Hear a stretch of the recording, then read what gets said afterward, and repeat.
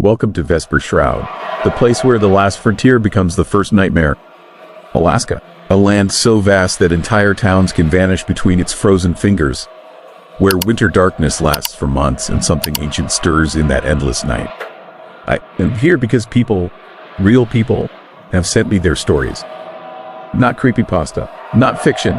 These are experiences that carve themselves into someone's memory and refuse to let go. Tonight, you rehearing what they heard in the silence. If these northern nightmares get under your skin like they do mine, hit that subscribe button and turn on notifications. Consider it your flashlight in the dark, because we going deeper into these woods every week. Drop a comment below and tell me, have you ever felt the wilderness look back at you? Your story might be next. This community is built by people brave enough to admit that some things can, to be explained, only survived. So settle in, lock your doors, and whatever you do, do look away from the screen, because that is when you'll hear it too. Let me tell you what happened when someone went where they shouldn't. Dad. Story 1. I stopped believing in coincidence the day I touched the frozen woman's hand and felt it was warm. My name is Marcus Webb, and I used to be a state medical examiner based out of Anchorage. Used to be. What I saw in Nome during the spring of 2019 ended that career, ended my marriage. And honestly, it nearly ended me. But I need to tell someone what really happened, because the official reports are lies. Comfortable lies that let people sleep at night. It started with a phone call on a Tuesday morning in late April. Nome's local coroner, a guy named Dale Hutchins, sounded rattled on the line. His voice had that particular tremor that medical professionals get when something violates every rule we thought we understood about death. He told me 3 bodies had been discovered in an abandoned cafe on the edge of town, a place called Millie, that had been shuttered since the 80s. The spring thaw had partially collapsed the roof, and a couple of kids exploring the wreckage had found them. What made Dale call me, what made his voice crack like ice splitting, was simple. The bodies were dressed in clothing from the 1920s. They were sitting at a table. They were holding cups, and according to every test Dale had run, every procedure he knew, they had died within the last 72 hours. I took the next flight out. Nome sits on the southern edge of the Seward Peninsula, right where Alaska meets the Bering Sea. In spring, the town transforms from a frozen tomb into something almost livable, but it never quite shakes the feeling of being at the edge of the world. The ice retreats, the ground softens, and sometimes the ground gives up things it was never meant to keep. Dale met me at the airport, looking like he had not slept since making the call. His eyes had that hollow quality I recognized from my own mirror after particularly bad cases. We drove through town in silence, past the weathered buildings and the locals who moved with the slow purpose of people who had survived another brutal winter. Nobody paid us any attention. In Nome, you learn to mind your own business. The cafe sat 3 blocks off Front Street, a sagging structure with boarded windows and a faded sign barely visible under peeling paint. Yellow police tape surrounded it, but there were no officers present. Dale explained the sheriff had seen the bodies, made some calls, then told his deputies to stay away until I arrived. That should have been my first warning. Inside, the smell hit me first. Not decay, not the sweet rot I had spent 20 years learning to tolerate. This was different. It smelled like ozone and old ice and something else I could not name. Something that made my hindbrain scream. The cafe, its interior looked frozen in time. Intact tables and chairs sat beneath layers of dust and debris from the collapsed roof. Vintage advertisements for products I barely recognized covered the walls. And in the back corner, at a small round table beneath a miraculously intact section of ceiling, 3 people sat waiting for coffee that would never cool. 2 men and 1 woman. The men wore wool suits with high collars and suspenders. The woman wore a drop-waist dress with intricate beading, her hair in finger waves that must have taken hours to set. Their skin had the waxy, preserved quality of bodies kept in perfect cold storage. But their eyes, even closed, looked wrong. Too smooth, too peaceful, like they had simply decided to sleep and never quite gotten around to waking up. Each held a cup of coffee. The liquid inside was frozen solid, a dark brown cylinder of ice that caught the light filtering through the broken roof. I pulled on gloves and approached the woman first. Dale stood back, watching with the careful distance of someone who had already touched something he wished he had not. Her skin felt cold under my fingers, exactly as I expected. I checked her neck for a pulse, knowing I would find nothing. Her skin was warm, not room temperature warm, body temperature warm. The warmth of living tissue, of blood moving, of a heart beating somewhere in a chest that should have been frozen and still. I jerked my hand back. Dale nodded slowly, confirming what my expression must have told him. I checked the men next.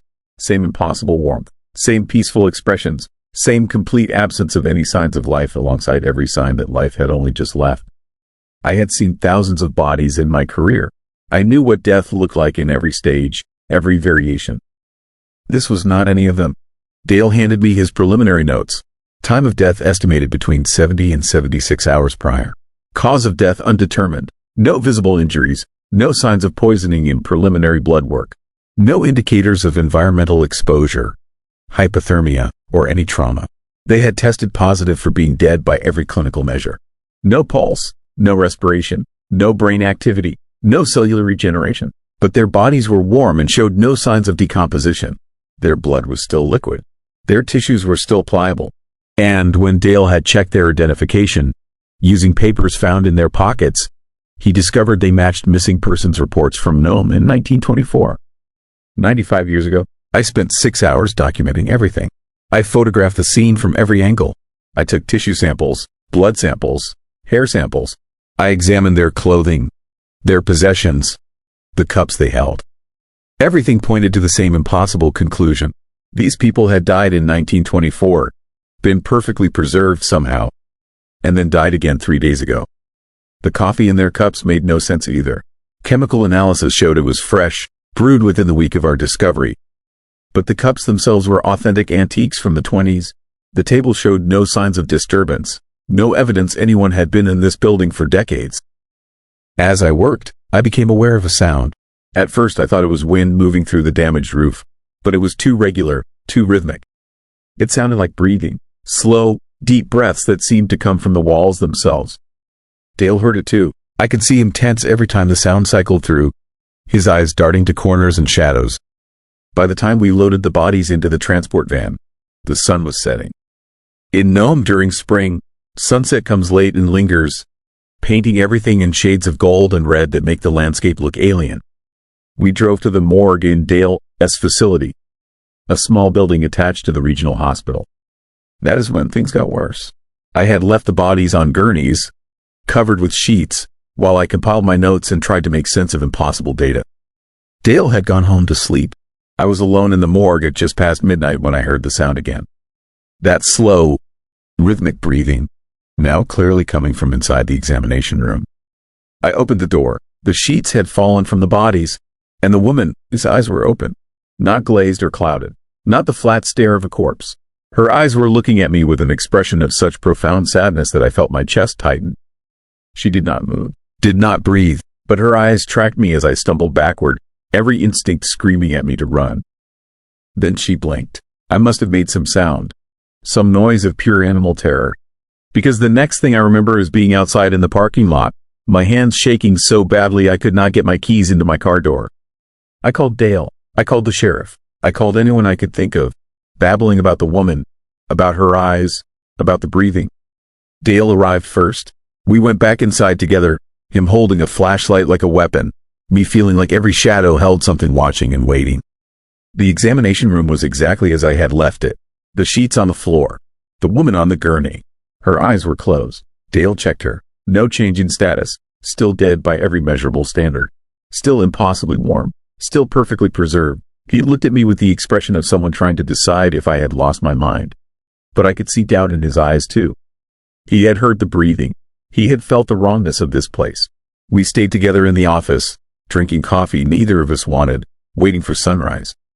At some point I must have dozed off, because I woke to Dale shaking my shoulder. His face pale, pointing at the security monitor. The camera covering the examination room showed all 3 bodies sitting upright on their gurneys. They were not moving, just sitting, hands folded in their laps, eyes closed, like patients waiting to be called. We both stared at the screen. Neither of us moved. Neither of us spoke. The figures on the monitor stayed perfectly still for what felt like hours but was probably only minutes. Then, in perfect unison, they lay back down. Dale shut off the monitor. His hands were shaking worse than mine. He told me he was calling the state police, that we were in over our heads, that something was seriously wrong. I agreed. I wanted nothing more than to leave this building, leave Nome, leave Alaska, and never think about those 3 bodies again.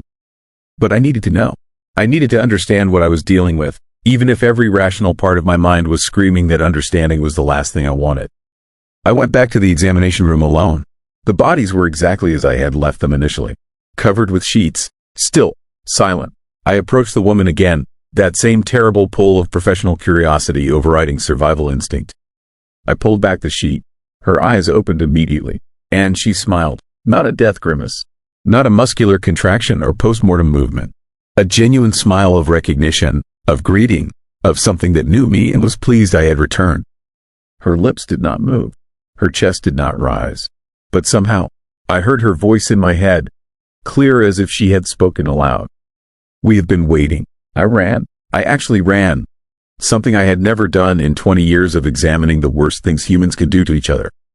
I ran out of that building and did not stop until I was back at my hotel, door locked, lights on, trying to convince myself I had hallucinated from stress and exhaustion. But I knew I had not. And I knew Dale had not imagined what he saw on that monitor. Something was deeply, fundamentally wrong with those bodies, and it was getting worse. The next morning, I returned to find the morgue empty. The bodies were gone. The gurneys were there. The sheets were there, but the 3 figures had vanished. Dale was sitting in his office, staring at nothing, and when he looked at me, his eyes were wrong. Too calm, too knowing. He told me the bodies had been collected by federal agents during the night. He said they were being transferred to a facility in Anchorage for further study. He said I should go home and forget about the case. He said all of this in a flat, emotionless tone that sounded nothing like the panicked man I had spent yesterday with. Then he smiled, the same smile I had seen on the woman's face. And he said, in that same voice I had heard in my head, "We will see you again." I left Nome that afternoon. I filed my report listing cause of death as undetermined and recommended the case be transferred to federal jurisdiction. I watched as it disappeared into bureaucratic limbo, filed away with the hundreds of other Alaskan mysteries that are easier to ignore than explain. But I still have the samples I took, hidden in a storage facility outside Anchorage. And I still check them every few months, even though I know I should not, even though every test confirms what I already know. The tissue samples are still warm. The blood is still liquid. And under a microscope, I can see the cells moving in ways that should be impossible. Reorganizing, adapting, waiting. 3 weeks after I left Nome, Dale Hutchins died in his home. The official cause was a heart attack, but the paramedics reported his body was cold when they found him, frozen solid, even though it was June and his heater had been running. At his funeral, 17 people reported seeing him standing at the back of the church, watching and smiling. I do not go to Alaska anymore. I took a job in Seattle, as far from Nome as I could get while staying on the West Coast. But sometimes, late at night, I hear that breathing sound. And sometimes I wake up with the taste of coffee in my mouth, even though I have not had coffee in months. Last week, I saw the woman from the cafe. She was standing across the street from my apartment, wearing modern clothes, but I knew her face. I knew that smile. She watched me for exactly 1 minute, then turned and walked away, disappearing into a crowd that seemed to part around her like water. I do not know what they are. I do not know what they want, but I know they are spreading. I know that every spring, when the thaw comes to Alaska, more bodies are found. More impossible corpses that died decades ago and then died again days ago. More people who sit and wait in forgotten places, holding cups of frozen coffee, patient as ice. And I know, with absolute certainty, that one day they will come for me. That I will find myself sitting at a table in some abandoned building, holding a cup I do not remember picking up, waiting for a warmth that will never quite arrive. The question that haunts me, the one that keeps me up at night listening for breathing in my walls, is simple. When they finally come, when I join them at their table, will I even know that I have died? Or will I just keep sitting there, warm and waiting, smiling at the next person who opens the door? What do you think is really happening in Nome? What are these things that wear human faces and speak in silent voices? Write your answer in the comments below, because I genuinely want to know if anyone else has seen them. If anyone else understands what is spreading through the places where ice meets earth and the dead refuse to stay buried. Story 2. Coordinates. I need to tell you something about Alaska that nobody talks about. Something that happened to me in the winter of 2019. Something that still keeps me awake at night. And I need you to listen carefully, because what I found out there in the dark waters off Kodiak Island might save your life someday. Or it might already be too late. My name is David Marshall. I am a commercial fisherman, have been for 23 years. I've worked the Bering Sea, the Gulf of Alaska, every dangerous stretch of water you can imagine. I've seen men die. I've seen boats go down in storms that appeared out of nowhere. But nothing, and I mean nothing, prepared me for what happened that February night when I heard the voice on my radio. It started 3 days before the full moon. I was running a king crab operation out of Kodiak with my deck crew of 4 men. The weather was brutal, even by Alaska standards. Temperatures hovering around -15, wind gusts that could knock a grown man off his feet, and a darkness so complete it felt like the sun had been erased from existence. We'd been out for 6 days straight, pulling pots, sorting catch, barely sleeping. The kind of work that grinds you down to nothing but instinct and caffeine. I was alone in the wheelhouse around 2 in the morning when the radio crackled to life. Static at first, the usual interference you get from atmospheric conditions. But then I heard it, a voice, low and scratchy, like someone speaking through water. It said coordinates, just coordinates, 57 degrees north, 152 degrees west. I grabbed my chart immediately. Those coordinates were about 40 nautical miles northeast of our position, in an area known locally as the Devil's Tongue. A stretch of water where the currents converge in unpredictable patterns, creating whirlpools and standing waves that can flip a boat in seconds. No sane fisherman goes near the Devil's Tongue, especially not in winter. The voice repeated the coordinates. Then it added something that made my blood stop moving. It said my name, David. Just that, David. Then silence. I stood there in the red glow of my instruments, watching my hands shake. In 23 years at sea, I never heard anything like that. Radio channels get crossed all the time. You pick up chatter from other boats, from Coast Guard stations, from aircraft passing overhead. But this was different. The voice knew my name. And something about the way it sounded, hollow and distant, reminded me of a story I heard in the bars back in Kodiak. The story of Marcus Chen. Marcus was a fisherman who disappeared in 1998 during a freak storm. He'd been running solo, against every rule in the book, in a 30-foot vessel called the North Star. They found his boat 3 weeks later, drifting near Marmot Island. Empty. No body, no blood, no signs of struggle. Just an empty boat covered in a thick layer of ice that shouldn't have formed the way it did. The ice was on the inside of the cabin too, coating the walls and ceiling in crystalline patterns that looked almost deliberate, almost decorative. But here, it's the thing that made the story stick in people's minds. After they found the North Star, other fishermen started reporting something strange. Every full moon, they'd see Marcus' boat again. Just for a few hours. Always in different locations, always drifting, always covered in that impossible ice. And some of them, the ones who got close enough, said they heard his voice on the radio, whispering, calling, giving coordinates that led to treacherous waters where boats had vanished before. They always dismissed it as typical fisherman folklore, the kind of ghost story people tell to pass the time in dark bars when the winter feels like it will never end. But standing there in my wheelhouse, hearing my own name coming through the static, I wasn't so sure anymore. I should have ignored it, should have changed channels and gotten back to work. But curiosity is a dangerous thing, especially when it mixes with that particular kind of dread that tells you something fundamental is wrong with the world. I turned the boat toward the Devil's Tongue. My crew thought I'd lost my mind. Danny, my deck boss, came up to the wheelhouse and asked me straight out if I was having some kind of breakdown. I couldn't explain it to him. How could I? I barely understood it myself. I just knew I had to go to those coordinates. Something was pulling me there, something stronger than logic or self-preservation. The seas got rougher as we approached. Waves 20 feet high, crashing over the bow, coating everything in freezing spray that turned to ice the moment it touched metal. The wind was howling now, a sound like screaming that never stopped. My instruments started acting strange. The GPS flickered. The depth finder showed readings that made no sense, showing water depth changing by hundreds of feet from 1 second to the next. Then I saw it, a boat, dead ahead, drifting without lights. I throttled down, my heart hammering so hard I thought I might pass out. Even from a distance, even through the darkness and spray, I could see the ice. Thick layers of it covering every surface, glinting in my spotlights like scales on some frozen creature. It was the North Star. Marcus Chen. This boat.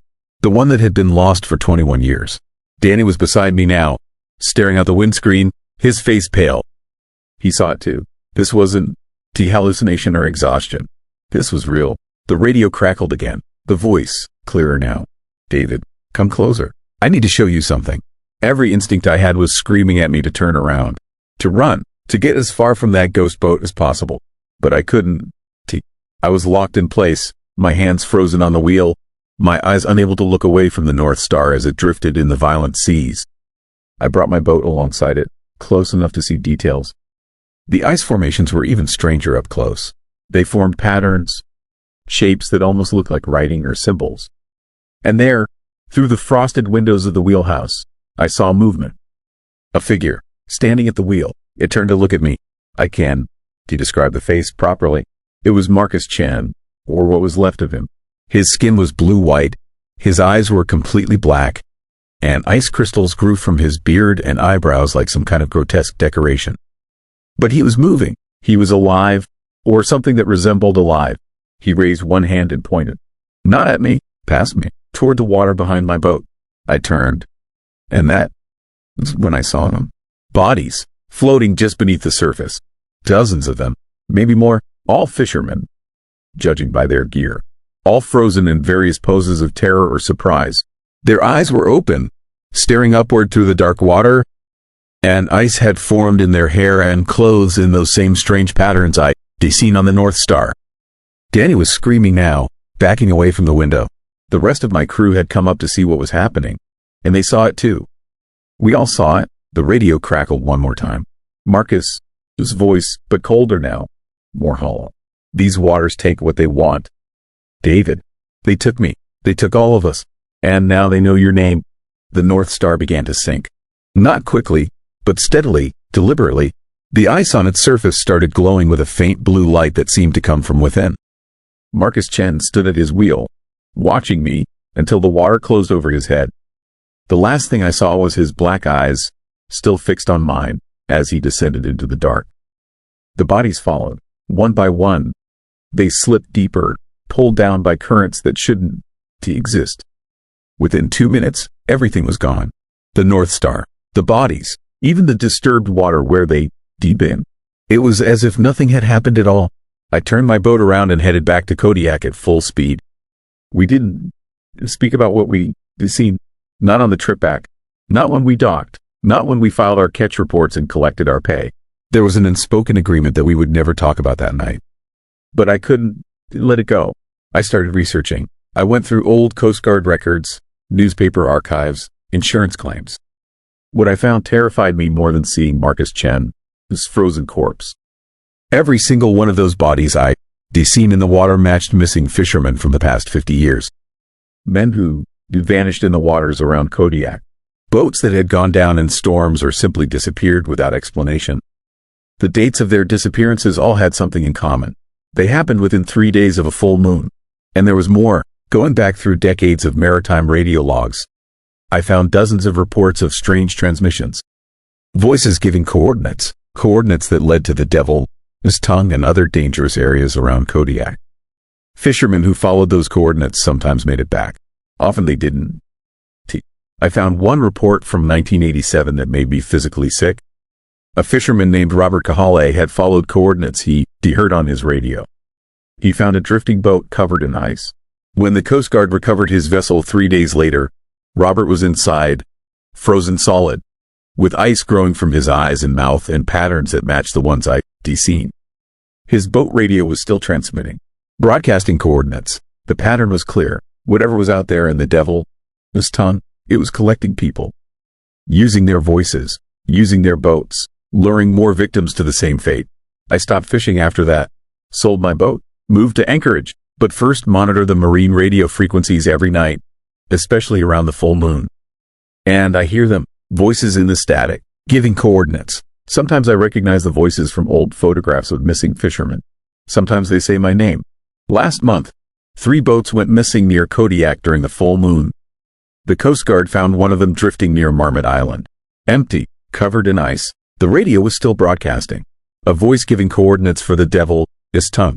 I listened to the recording. It was Danny, my old deck boss, the one who'd been with me that night we saw Marcus Chen. I hadn't spoken to Danny in 4 years, not since I left fishing.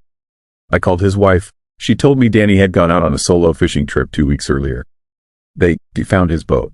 No body, just ice and an empty wheelhouse. Now I hear Danny, his voice on the radio sometimes, mixed in with Marcus Chen, this and all the others. A choir of the frozen dead, calling out coordinates that will kill anyone foolish enough to follow them. I am telling you this because I need you to understand something. If you were ever fishing the waters around Kodiak, if you were ever out there during the full moon and you hear a voice on your radio giving coordinates, do not follow them. Do not investigate. Do not let curiosity override your survival instinct. Whatever's out there in the devil, this tongue is patient. It has been collecting souls for decades, maybe centuries, and it will take you too if you give it the chance. The worst part is knowing that I might be next.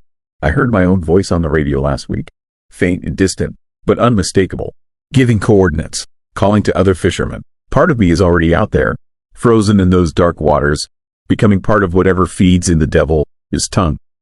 I don't. Do you know if you can escape once it knows your name? I don't. Do you know if there is any way to break the pattern? All I know is that every full moon, the radio whispers get louder. The coordinates get clearer, and the pull to go back out there, to return to those waters, gets stronger. Maybe that is the real horror. Not that these things exist, but that once they touch you, once they speak your name, we're already halfway to joining them. You're already becoming part of the ice. So here, this is my question for you, the one that keeps me awake every night. If you heard your own voice coming through the static, calling out from impossible waters, would you have the strength to stay away? Or would you go, knowing what waited for you there, just to understand why? Write your answer in the comments, because I think I already know what mine is. And I am terrified of what it means. Story 3. Shadow flight. I saw the shadows on my wings 3 nights ago, and now I understand why the other pilots never came back. My name is Ryan Garrett, and I have been flying bush planes in Alaska for 17 years. I have flown through storms that could tear sheet metal like paper. I have landed on glaciers in zero visibility. I have pulled tourists and hunters and sick kids out of places most people do not even know exist. I thought I had seen everything this state could throw at me. I was wrong. The first time I heard about the Talkeetna incident was back in 2006, just after I got my commercial license. An experienced pilot named James Kowalski went missing on a routine mail run from Talkeetna to a mining camp near the Tokasitna Glacier. His last transmission came in at 8:47 p.m., and the tower recording still gives me chills when I think about it. His voice was steady at first, professional, calling in his coordinates. Then he paused, and when he spoke again, there was something different in his tone. Confusion, maybe? Or disbelief. He said there were shadows dancing on his wings. Not birds, not ice. Shadows, moving across the aluminum in patterns that made no sense, flowing like oil and water, but the metal underneath was completely clean. Then the radio went silent. They found pieces of his Cessna scattered across 15 miles of wilderness. The wreckage showed no signs of mechanical failure, no evidence of impact or fire or any scenario that fit the crash pattern. And every piece of metal they recovered had strange marks on it, smooth grooves that looked almost deliberate, like something had been trying to carve patterns into the aluminum. Over the years, other pilots started reporting the same thing, always at night, always over the same stretch of mountains between Talkeetna and the Tokasitna Glacier. Dark shapes moving across their wings, visible in the navigation lights, flowing and shifting like living things. Most pilots who saw them made it back. They filed reports, got laughed at by the old-timers, and eventually stopped talking about it. But some did not make it back. In the last 18 years, 7 planes have gone down in that area. 7 experienced pilots who knew these mountains better than their own living rooms. And every single one of them made a final transmission describing shadows on their wings. I never believed any of it. I figured it was ice formations catching the light, or maybe mass hysteria, the kind of shared delusion that happens when pilots spend too much time alone in the cockpit, staring at darkness and letting their minds wander. I had flown that route dozens of times, always at night, and never seen anything unusual. Until 3 nights ago, I was flying a supply run to a research station studying permafrost degradation. Late November in Alaska means the sun sets by 4 p.m. and does not come back until late morning. Real darkness, the kind that presses against your windows and makes you appreciate every instrument light in your cockpit. I was cruising at 8,000 feet. The stars so bright and clear they looked close enough to touch. The mountains below me nothing but darker shapes against the general darkness. Everything was routine. Radio chatter with Anchorage Center, monitoring weather, watching my fuel levels. I was maybe 40 minutes from the research station, already thinking about the thermos of coffee they always had ready, when I noticed movement in my peripheral vision. At first I thought it was just a reflection, maybe headlights from my instrument panel catching the windscreen at a weird angle. But when I looked directly at my left wing, I saw them. Dark patches, maybe 3 feet across, sliding along the metal surface like drops of ink in water. They moved against the airflow, against physics, flowing from the wingtip toward the fuselage in smooth, deliberate paths. I rubbed my eyes, assuming fatigue or maybe the beginning of a migraine. When I looked again, there were more of them. 6 or 7 distinct shapes, all moving with that same impossible fluidity, all completely black, absorbing light rather than reflecting it. They left no marks on the wing, no residue, just that smooth flowing motion that made my stomach turn. I checked my other wing. Same thing. Shadows crawling across the aluminum, moving in patterns that felt almost purposeful, like they were searching for something or mapping the surface. My heartbeat kicked up, my hands started to sweat inside my gloves. I keyed the radio to report it, then stopped. What would I say? That I was seeing the same impossible thing 7 other pilots had seen before they died?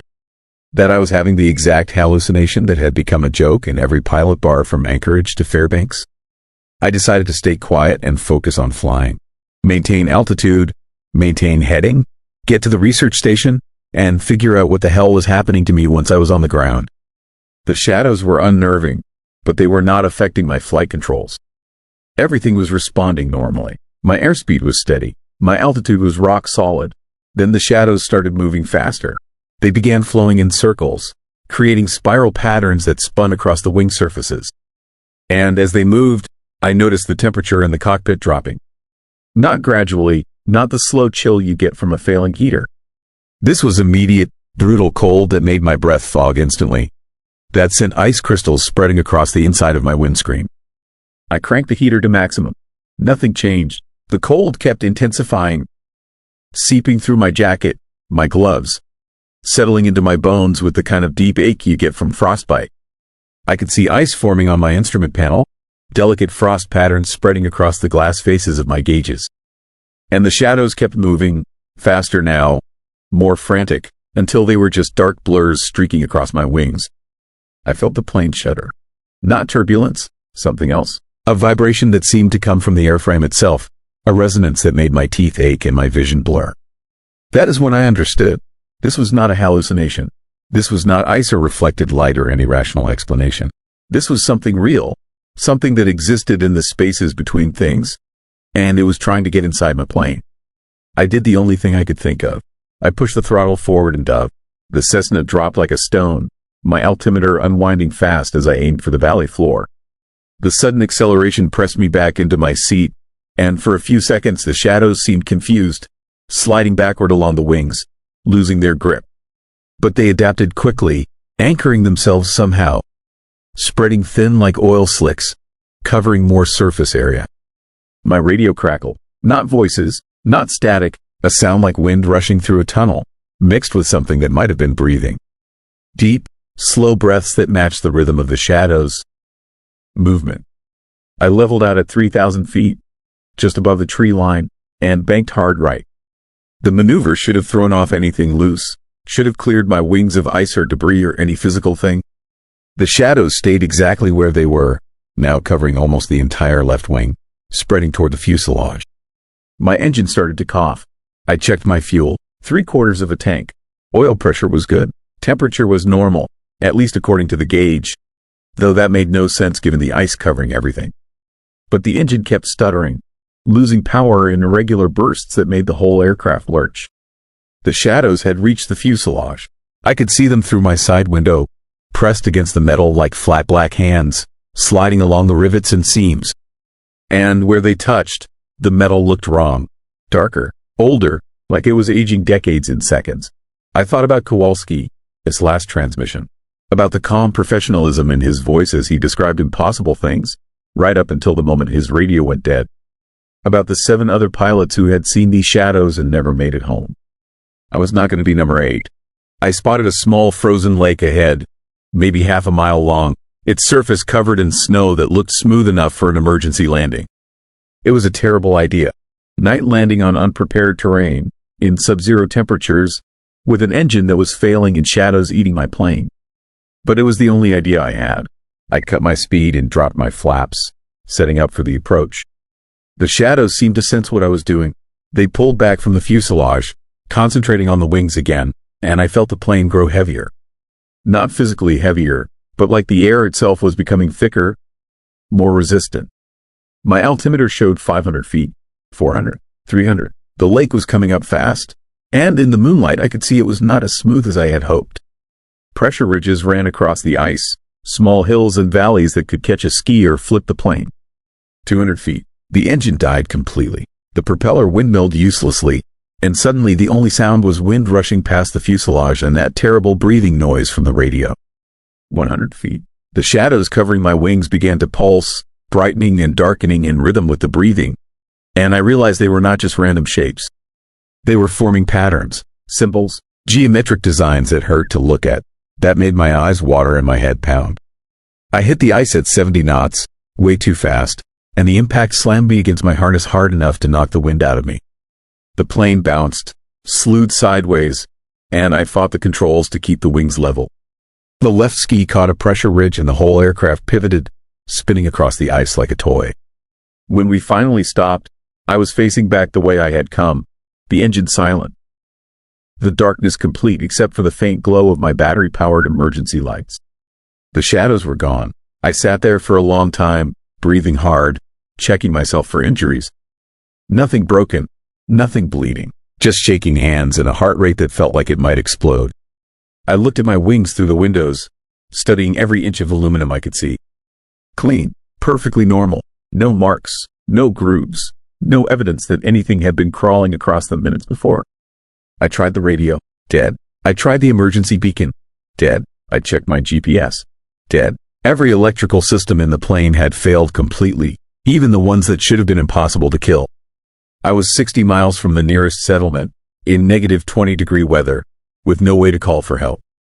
As my eyes adjusted to the darkness, I noticed something that made my blood freeze colder than the air around me. The ice where I had skidded during the landing showed tracks. Not ski marks from my plane. These were different. Deep grooves carved into the ice, running parallel to my path, like something massive had been sliding alongside me when I touched down. And the grooves were still steaming in the cold air, which meant whatever made them was warm. Alive. I grabbed my emergency pack, my flares, my satellite phone that might or might not work this far into the backcountry. I had to get out of this plane, get moving, find shelter before full hypothermia set in. But as I reached for the door handle, I saw them again. Shadows, not on my wings this time, on the ice outside, dozens of them, maybe hundreds, spreading out from my plane in all directions like a dark stain. They were not moving anymore. They were waiting. I pulled my hand back from the door. The breathing sound started again, not from the radio now but from everywhere. From the ice beneath me, from the air around me, from inside my own chest. And I understood with absolute clarity that the shadows had not been trying to crash my plane. They had been hurting me, guiding me to this exact spot, this frozen lake in the middle of nowhere, where no one would see what happened next. Through my windscreen, I watched as the shadows began to rise. Not flowing across surfaces anymore, but lifting up, becoming three-dimensional, taking on shapes that were almost human but not quite. Tall figures with too many joints, heads that tilted at wrong angles, hands that had too many fingers. They surrounded my plane in a perfect circle, and as I watched, they began to move inward. I fired off a flare, the bright red light shot into the sky, and for a few seconds I could see everything clearly. The shadow figures recoiled from the light, but they did not disappear. They just stepped back, waited for the flare to fade, then continued their advance. I fired another flare, same result. I had 3 more, and then I would be out of options. That was 2 days ago. I am still in this plane, writing this on the back of my flight log with a pencil, because I need someone to know what happened. The shadow figures are still out there, just beyond my windows. They never leave. They never rush me. They just wait, patient as stone. And every hour they get a little closer. My satellite phone got through to a ranger station yesterday. They are sending a helicopter at first light, but I do not think I'm going to see first light. The shadows are less than 10 feet away now. I can see details in them that I wish I could not. Faces, or things that might be faces. Eyes that are holes rather than spheres. Mouths that open wider than physics should allow. And the worst part, the thing that I cannot stop thinking about, is that I recognize some of those faces. I see Kowalski. I see the other 6 pilots who went down in these mountains. They are still here, still flying and away, still moving through the darkness, waiting for company. If you ever fly at night over the Talkeetna Range, and you see shadows moving on your wings, do not land. Do not try to wait them out. Just fly. Keep flying until your fuel is gone, until your engine quits, until you crash into whatever is below you. Because landing, stopping, giving them time to gather, is so much worse than any crash could ever be. The shadows are at my door now. I can hear them pressing against the metal. The breathing is so loud I can barely think. My last flare is in my hand, and when I fire it, I am going to run. I am going to try to make it to the tree line, to put distance between me and this frozen lake. But I know, deep in my bones where the cold has settled permanently, that I am not getting out of here. That in a few hours, or days, or weeks, another pilot is going to see shadows on their wings. And one of those shadows will be me. So here's my question for you. What are these things? What lives in the spaces between earth and sky, feeding on pilots who fly alone through the darkness? Are they spirits of the mountains? Something that has always been here, older than human flight, just waiting for us to give them new shapes to wear? Write your answer in the comments, because I need to believe someone understands what is happening here. I need to believe this means something. The door is opening now. The shadows are coming in, and the breathing has stopped. It is my turn to hold my breath forever. Story 4. Room 37. Have you ever woken up knowing someone was watching you? Not thinking it, not imagining it, knowing it with every cell in your body. The way you know when you are about to fall or when something behind you is moving closer in the dark. I am a sales representative for medical equipment. I spend 200 nights a year in hotels across America. I've stayed in thousands of rooms, and I can tell you that most of them feel the same. Anonymous, safe, forgettable, but room 37 at the Skagway Historic Hotel in Alaska is different. That room remembers things. And after 3 nights there in March of 2019, it remembers me too. My name is Tom Breslin. I am 47 years old. I have a wife and 2 kids in Portland. I am telling you this so you understand I'm not some paranormal enthusiast or conspiracy theorist. I'm just a guy who sells surgical equipment and tries to make quota every quarter. Before Skagway, I didn't believe in ghosts. I didn't believe in anything I couldn't touch or measure or explain. I don't have that luxury anymore. The company booked me into the Skagway Historic Hotel because everything else was full. There was some kind of cruise ship convention, and the town, these 3 modern hotels were packed solid. The Historic Hotel was my last option, a creaking Victorian building from 1898 that looked like it should have been condemned decades ago. The kind of place that smells like old wood and mothballs and something else, something I couldn't quite identify. Something cold. The woman at the front desk was maybe 70, with gray hair pulled back tight and eyes that seemed to look through me rather than at me. She handed me a brass key, an actual key, not a card, and told me I was in room 37 on the 3rd floor. Then she said something that should have been a warning, but I was too tired to catch it. She said that if I needed anything during the night, I should come downstairs rather than use the phone. She said the phones in some rooms didn't work properly. She said this while looking directly at me, and her expression never changed, but I saw something flicker in her eyes, something like pity or resignation.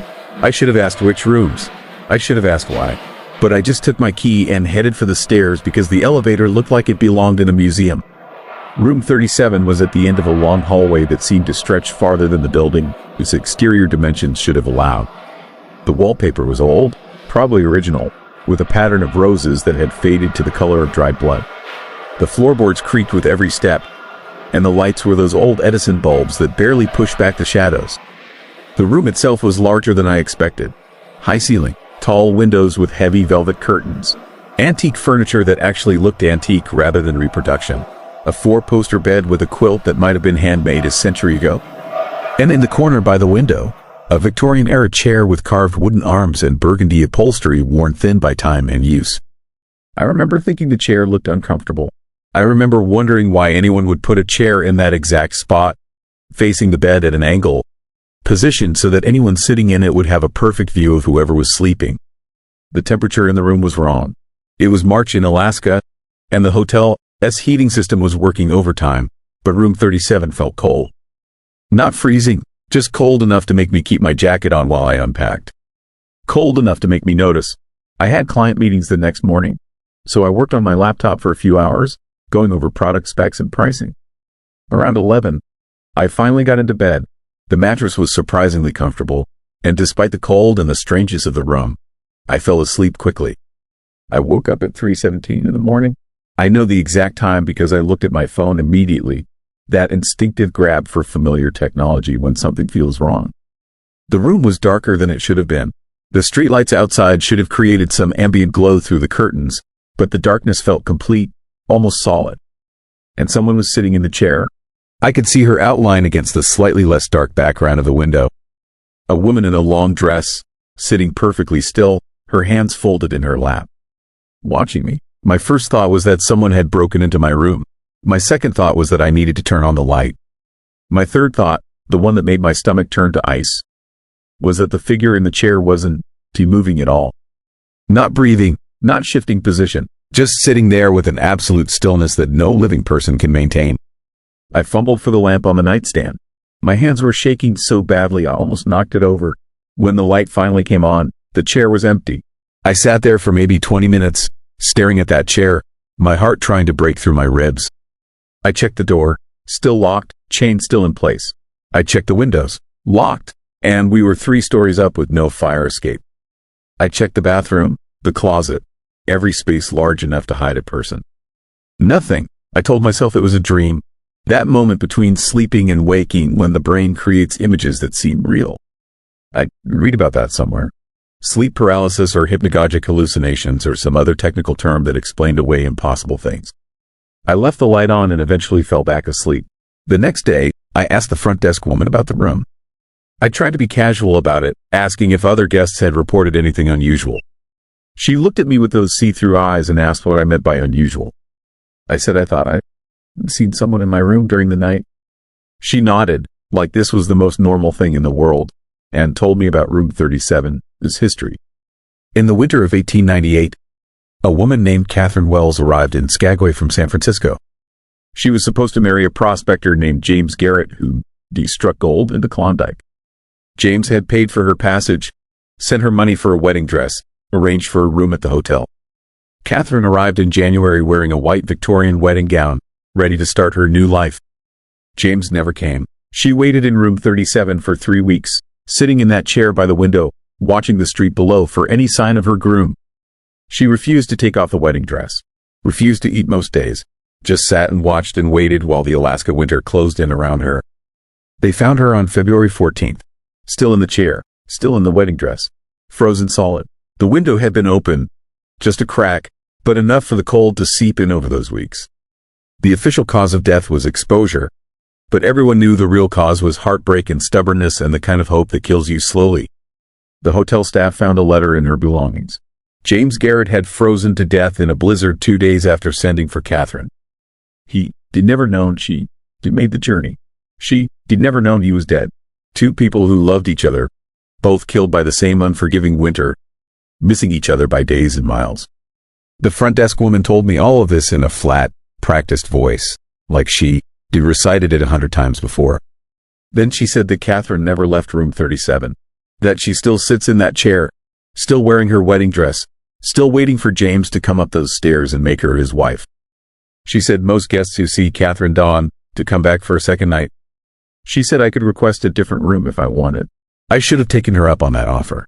I should have grabbed my stuff and moved to a different hotel, different town, different state. But something made me stay. Maybe it was professional pride, not wanting to admit I was spooked. Maybe it was curiosity. Or maybe, and this is the part that terrifies me most, maybe Catherine wanted me to stay. That second night, I kept all the lights on. I positioned my laptop so the screen faced the chair, creating another source of light. I even moved the chair itself, dragging it away from the window and turning it to face the wall. I told myself this was ridiculous, that I was a grown man afraid of ghost stories, but I did it anyway. I fell asleep around midnight with every light burning. I woke up at 3:17. Again, exactly the same time as the night before. The chair had moved back to its spot by the window, and Catherine was sitting in it. This time I could see her clearly. The light was on, bright and steady, and she was right there, solid and real and impossible. Her wedding dress was the yellow white of old lace, with intricate beadwork that caught the light. Her hair was dark and pulled up in a style from another century. Her hands were folded in her lap, and her skin had the blue-white tint of deep cold. But it was her face that destroyed me. She was beautiful, or had been once, but her features were frozen in an expression of such profound sadness and longing that looking at her hurt something deep in my chest. Her eyes were open, staring past me at the door, waiting for someone who would never arrive. I couldn't to move, couldn't to speak, could barely breathe. We stayed like that for what felt like hours but was probably only minutes. Her sitting in her chair, me paralyzed in bed. The only sound was the old building creaking and the blood rushing in my ears. Then she turned her head and looked directly at me. Her eyes were completely black, not dark brown or shadowed. Black, empty, like looking into deep water at night. And in that moment, I felt something that I had never felt before or since. I felt her loneliness, her waiting, her hope that had curdled into something dark and desperate and hungry. She stood up. The movement was wrong, too smooth, like she was being lifted by invisible strings. Her dress didn't move the way fabric should move. It hung on her like it was frozen solid. And when she took a step toward the bed, I heard the faint crackle of ice. I did the only thing I could think of. I ran. I grabbed my phone and keys and ran out of that room in my boxer shorts and t-shirt, barefoot, not stopping until I was in the lobby. The front desk woman looked up from her paperwork, unsurprised, and asked if I wanted a different room. I said yes.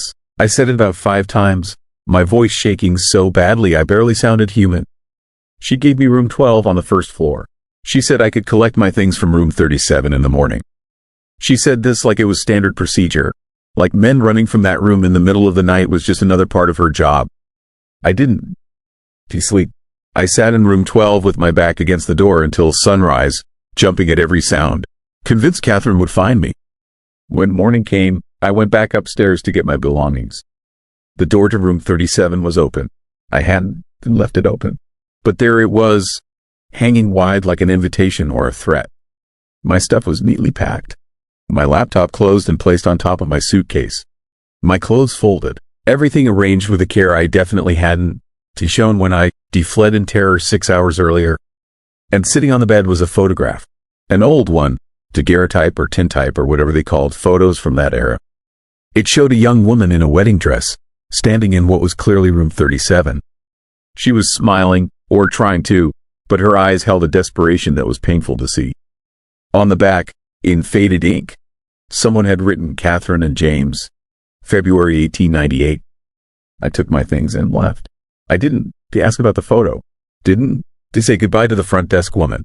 Just got in my rental car and drove, putting as much distance between myself and the Skagway Historic Hotel as possible. But here, this is what I haven't told anyone until now.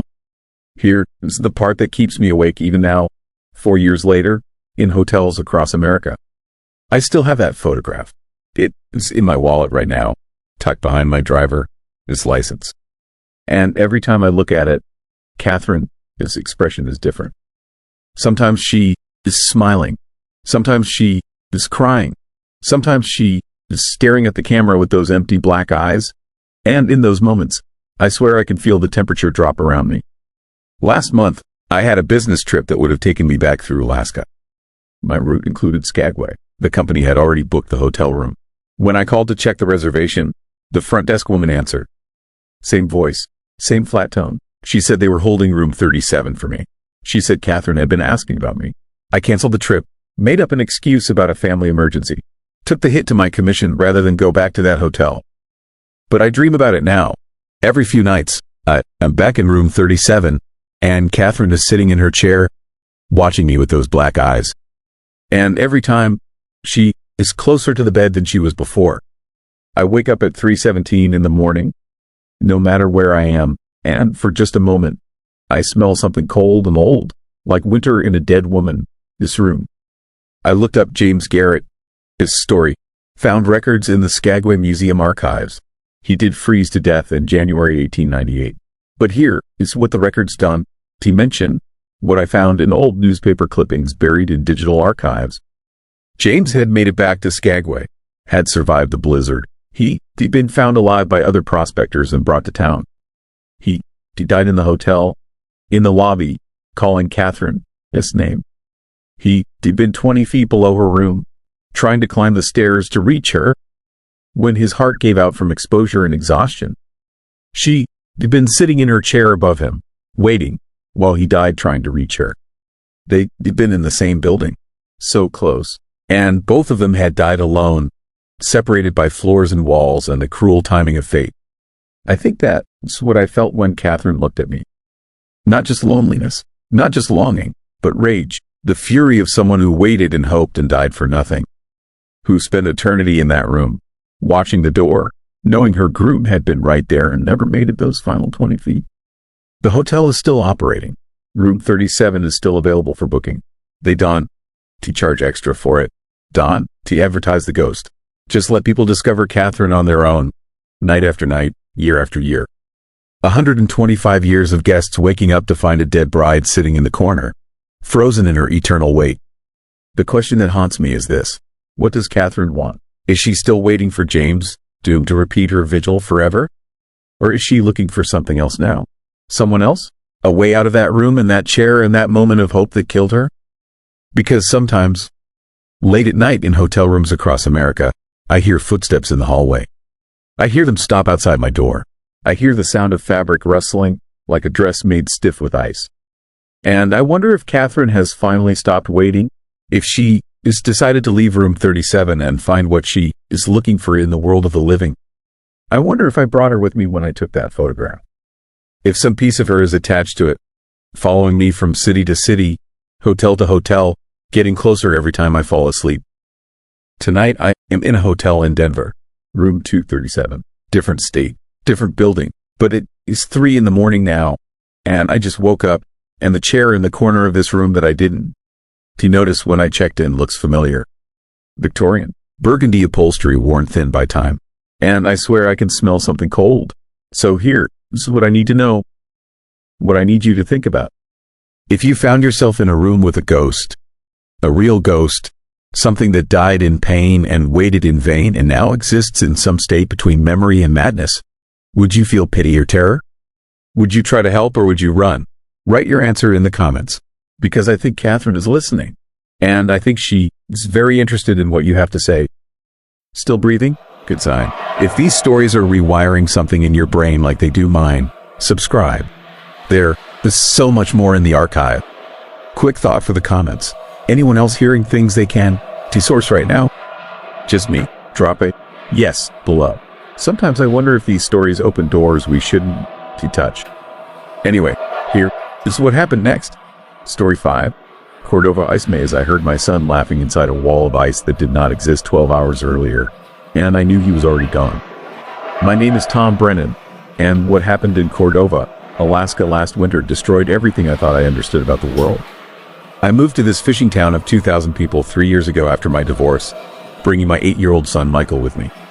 Cordova sits on the edge of Prince William Sound, accessible only by plane or ferry, the kind of isolated place where kids still play outside until dark and everyone knows everyone else. It's business. I thought it would be good for us. Thought the small town atmosphere would help Michael adjust to having divorced parents. Thought the natural beauty and outdoor activities would give us something to bond over. I was wrong about everything. It started in early January when the temperature dropped and stayed below zero for 2 solid weeks. The kids in town got bored with their usual winter activities and decided to build something ambitious in the empty lot behind the elementary school. An ice maze. They spent days hauling buckets of water from the school, pouring layer after layer onto wooden frames they constructed from scrap lumber. The result was impressive, a sprawling labyrinth of ice walls about 6 feet high, covering nearly half an acre with corridors that twisted and turned in patterns that seemed almost artistic. Michael was obsessed with it. Came home every day talking about the maze, about how big it was getting, about the secret passages and dead ends they were creating. He said it felt magical, like something out of a fairy tale. I was happy to see him excited about something, happy he had made friends with the local kids. So when he asked if he could go play in the maze after school with his new friend Jacob, I said yes without thinking twice. That was January 15th, the last normal day of my life. Michael did not come home for dinner. I was not worried at first. Kids lose track of time. But when 6 o'clock became 7 and 7 became 8, I started calling other parents. Jacob, his mother said both boys had left the maze around 4:30, heading home. But neither had arrived. We organized a search immediately. 20 adults combing through town, checking every house, every store, every place 2 8-year-old boys might have gone. Nothing. It was like they had vanished into the frozen air. Someone suggested checking the maze again, even though multiple kids had confirmed seeing them leave. I was part of the group that went back to the lot at 9:30 that night. We brought flashlights, called their names, walked through every corridor of that ice structure. The maze looked different in the dark, the walls reflecting our lights in strange ways that made the passages seem longer than they should be. Shadows moved in corners where no one was standing. Our voices echoed wrong, coming back to us distorted and delayed. We found nothing, no sign that the boys had ever been there that evening. But as we were about to leave, I heard something that made my blood stop. Michael. This laugh, distant, muffled, but unmistakably his. That particular giggle he makes when he thinks something is genuinely funny, not forced or fake. I yelled his name, ran toward the sound, but it seemed to be coming from inside one of the ice walls themselves, not from any of the corridors. I pressed my ear against the frozen surface, and there it was again. Laughter, both boys, coming from inside solid ice. The other parents heard it too. We stood there in the bitter cold, listening to our children laugh and play somewhere we could not reach them, somewhere that should not exist. Someone ran to get axes and shovels. We started breaking through the wall, attacking the ice with everything we had. What we found underneath made no sense. Behind the first wall was not the empty lot we knew was there. It was another corridor, a passage that had not been part of the original maze design. The ice here was different too, not the rough, cloudy ice the kids had made with buckets of water, but smooth and clear as glass, filled with tiny bubbles that seemed to move when you were not looking directly at them. We followed this new corridor. It curved in ways the original maze had not curved, leading us deeper into a structure that was now much larger than the lot could possibly contain. The walls grew taller as we went, rising from 6 feet to 8 to 10, until we were walking through a canyon of ice that towered over us, blocking out the stars. The laughter continued, always just ahead, always out of sight around the next corner. We called to the boys, begged them to come toward our voices, but they never answered with words. Just that laughter, echoing through the frozen corridors like music. After 30 minutes of walking, we realized we were lost. The maze had changed. Passages we had marked with spray paint had disappeared. Routes we had taken to get in were now dead ends. And worst of all, the temperature was dropping. Not just cold, but a supernatural chill that cut through our winter gear like it was nothing. A cold that felt hungry and intentional. One of the mothers, Sarah Chen, noticed it first. The walls were growing. Not quickly, but perceptibly, ice building up layer by layer even as we watched, narrowing the corridors, closing off exits. We tried to run back the way we came, but the paths kept changing, new walls appearing where none had been seconds before. That was when we heard the first scream. It came from behind us, from Tom Mallory, a fisherman in his 50s who had been bringing up the rear of our group. We turned to see him pressed against a wall, ice spreading across his body like fast-growing crystal, encasing him from the feet up. He clawed at it, but the ice was too strong, too fast. Within seconds it had covered his legs, his torso, his chest. His final scream was cut off as it sealed over his face, and then he was just another part of the wall, frozen in a pose of terror, eyes wide and staring through the clear ice. We ran, blind panic, no plan, just desperate flight through corridors that shifted and changed with every turn. I lost sight of the group, found myself alone in a passage that seemed to stretch forever in both directions. The walls pressed closer. I could feel them moving inward, inch by inch, the space between them shrinking. Then I heard Michael again, not laughing this time, calling for me. Dad, Dad, where are you? I am scared. I followed his voice through turns and twists that made my head spin. The maze was not following any logical pattern now. Gravity felt wrong in places, pulling me sideways, making me stumble against walls that were somehow both horizontal and vertical at the same time. The ice beneath my feet was not solid anymore but soft, yielding, like I was walking on flesh. I found him in a chamber that had not existed before, a circular room maybe 20 feet across with walls that rose straight up into darkness. Michael was standing in the center, and Jacob was with him. Both boys looked fine, not cold, not scared, just standing there with expressions of dreamy contentment. I ran to Michael, grabbed him, tried to pull him toward the entrance I had come through. But he would not move. His feet were frozen to the ground, encased in ice that had grown up around his shoes and was slowly climbing his legs. Jacob was the same way, both of them sinking into the ice like it was quicksand, and neither of them seemed bothered by it. Michael looked at me with eyes that were not quite his anymore. There was something ancient behind them, something that had been waiting a very long time. He spoke, but the voice was wrong, layered with harmonics that hurt to hear. The maze needed children. The maze has always needed children. We build it every winter, and every winter it takes what it needs. This is how it grows. This is how it lives. I understood then, the ice maze was not something the kids had built. It had been built through them, using their hands and their enthusiasm and their innocent creativity to manifest itself in the physical world. And now it was feeding, taking the two boys it had selected, pulling them into itself to become part of its structure, their laughter and joy and life energy absorbed to sustain whatever this thing was. I tried to break the ice around Michael, his feet, hit it with my flashlight, kicked it, clawed at it with my bare hands until my fingers bled. But it was like trying to break diamond. The ice would not crack, would not even scratch, and all the while it kept growing, climbing up Michael, its legs, over his knees, reaching for his waist. He looked at me with something like pity, told me it did not hurt, told me it felt good, actually, warm and safe and like being held, told me he would be happy here, that he and Jacob would play in the maze forever. Their laughter echoing through the ice to lure in the next children, the next generation of builders who would expand the structure and eventually provide new sustenance. The walls of the chamber started closing in. I had seconds before they would crush me or absorb me the way they had absorbed Tom Mallory. I looked at my son one last time, tried to memorize his face before the ice covered it completely. He was smiling, actually smiling as the crystals spread over his chest, his shoulders, his neck. I ran, left him there. Left my son in that impossible place because staying meant dying, and some animal part of my brain overrode every parental instinct I had. I found a corridor, followed it blindly, took turns at random because the maze wanted me to leave. It had what it wanted. I was no longer necessary. I burst out into the night air 3 hours after we had entered.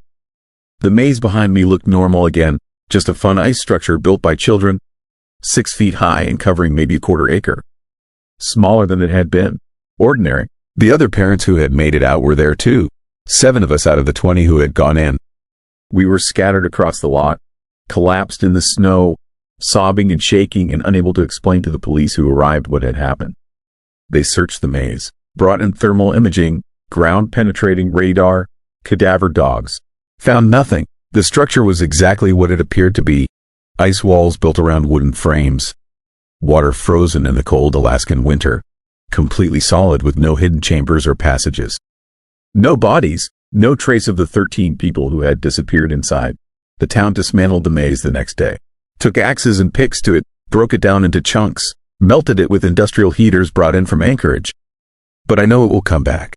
Next winter or the winter after or 10 winters from now. It will whisper to some creative kid who wants to build something fun in the snow.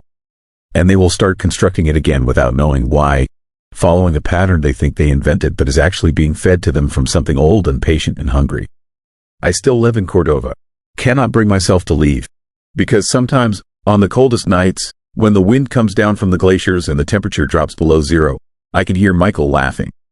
It comes from the empty lot behind the elementary school, from the place where the maze stood, echoing across the frozen ground like a promise or a warning. And the worst part, the part that keeps me awake every night, is that he sounds happy. Whatever he has become, whatever form he exists in now, some part of him genuinely enjoys it. He is playing forever in that impossible maze, running through corridors of living ice, laughing with Jacob and all the other children who have been taken over the years.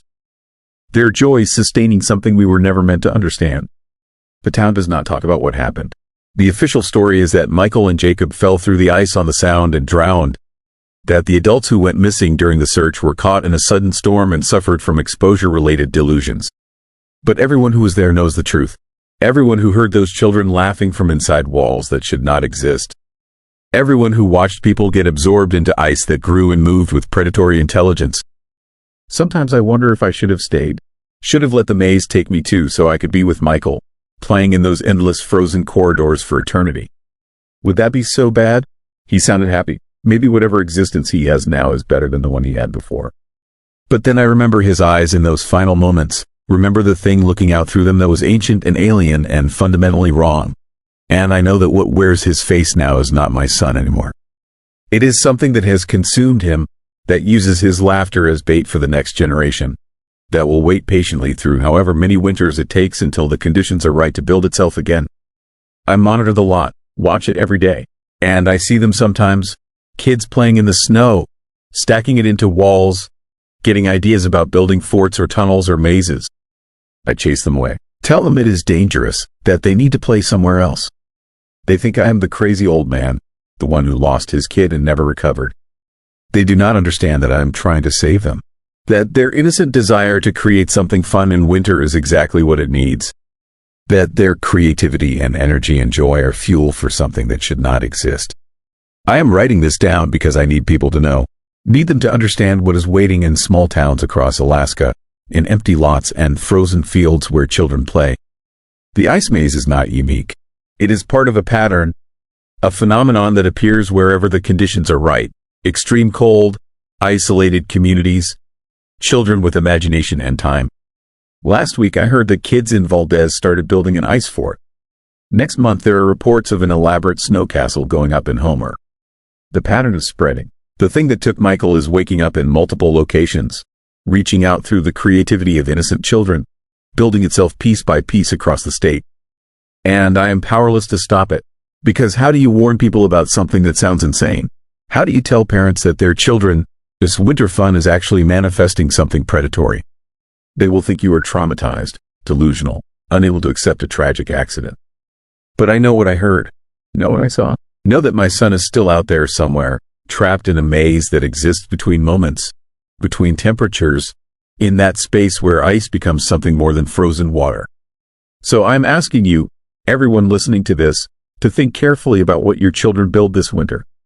Watch them. Pay attention to whether their creations seem too elaborate, too planned, too perfect.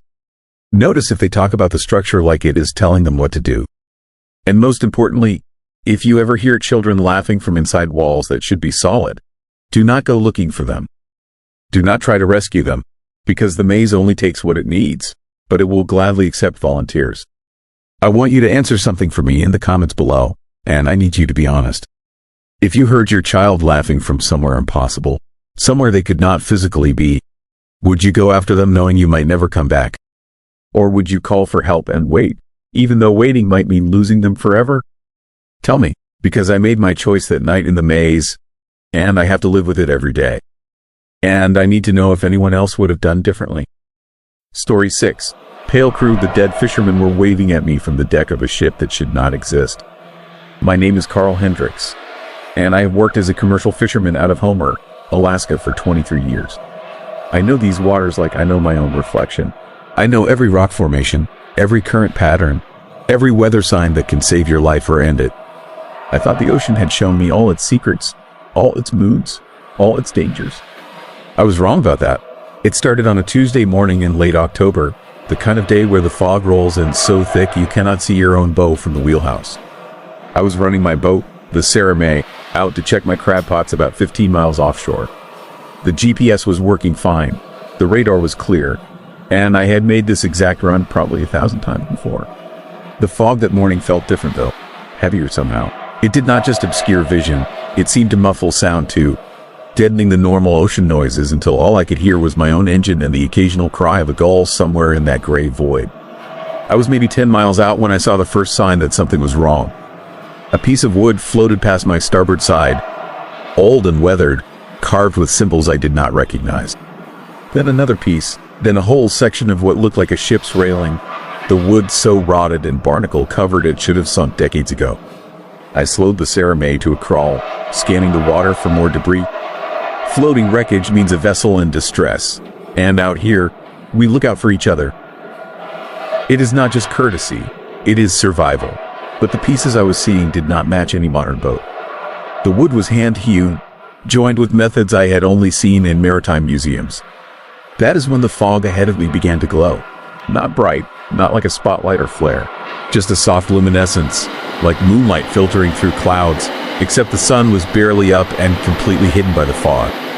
The glow spread across maybe 100 yards of ocean, and as I watched, a shape began to materialize within it. A ship, not a fishing boat or cargo vessel or any craft that belonged in these waters in 2019. This was something from another era entirely. A three-masted whaling ship, maybe 120 feet long, its hull dark with age and marine growth.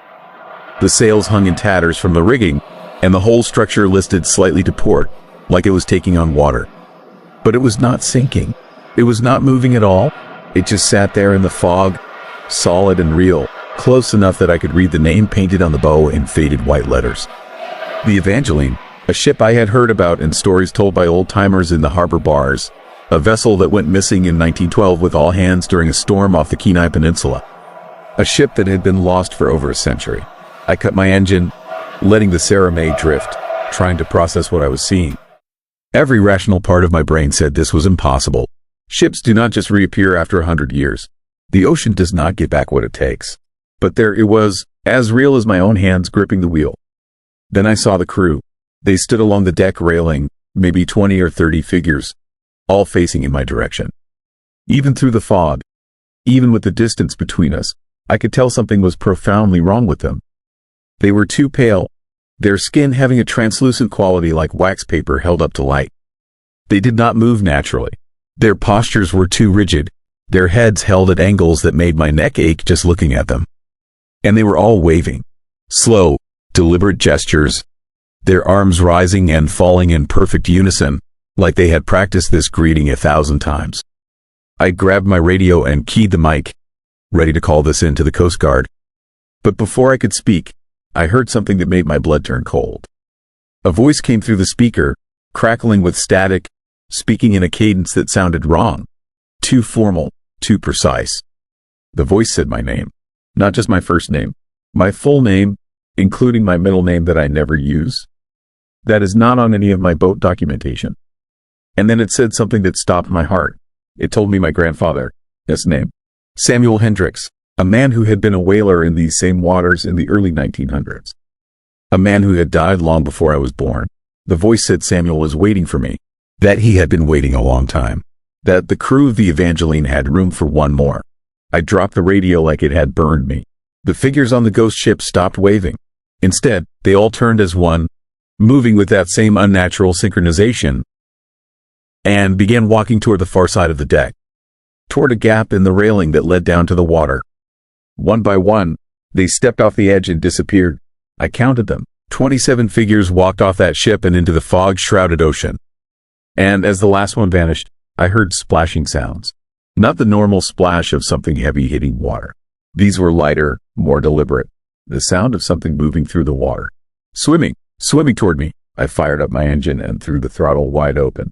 The Sarah May surged forward, her diesel engine roaring, and I pointed her bow toward Homer without caring about my crab pots or anything else except getting away from whatever was in the water behind me. But the fog was thicker now, so dense I could barely see 20 feet ahead. I was running blind, trusting my GPS and my instincts, praying I would not hit a rock or another boat.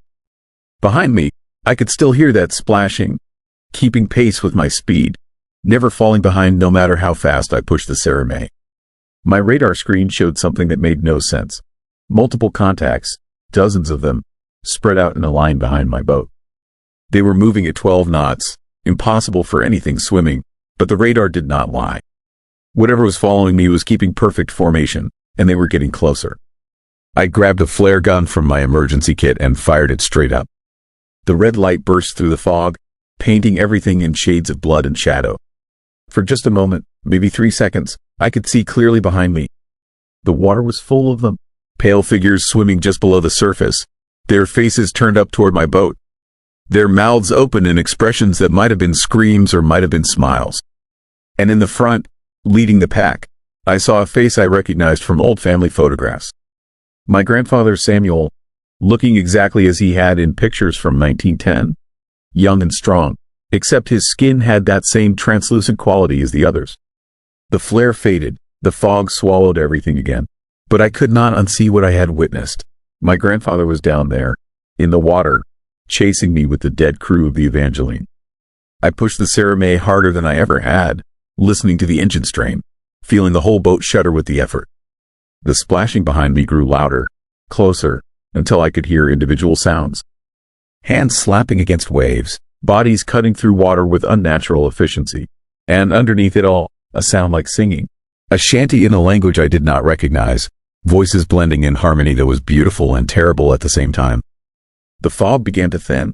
I could see patches of clear sky ahead, and beyond that, the lights of Homer Harbor. I was maybe 3 miles out, close enough to safety that I allowed myself a moment of hope. Whatever those things were, surely they would not follow me into the harbor. Surely they could not exist in normal daylight, around normal people living normal lives. The splashing stopped. I checked my radar. The contacts were gone. The water behind me showed nothing but normal ocean, empty and calm. I throttled back, breathing hard, my hands shaking so badly I could barely hold the wheel. That is when I felt the boat list to starboard. Something was on my deck. I could hear it moving, water dripping onto the non-skid surface, bare feet padding across the boards. I looked out the wheelhouse window and saw him standing there. Samuel Hendricks, my grandfather, dripping wet, his clothes rotted and hanging off his frame, his skin so pale it was almost luminous. He was not looking at me. He was looking at a photograph I kept pinned above my navigation station. A family photo from last Christmas, showing me with my wife and 2 daughters, all of us smiling on the deck of the Sarah May. Samuel reached out with one translucent hand and touched the photograph. Where his finger made contact, the image began to fade, the colors bleeding away until only blank paper remained. He turned to look at me then, and his eyes were completely white, no pupils, no iris, just blank expanses that reflected nothing. His mouth moved, forming words without sound, and somehow I understood what he was saying. He was apologizing, saying he was sorry, that he never meant for this to happen, that when the Evangeline went down in 1912 he made a choice. The crew made a choice together. They chose to stay, to keep sailing these waters in whatever form they could manage, and now they needed more hands. The ship needed a full crew to finally rest. He pointed toward the water, and when I looked over the side, I saw the Evangeline right next to my boat.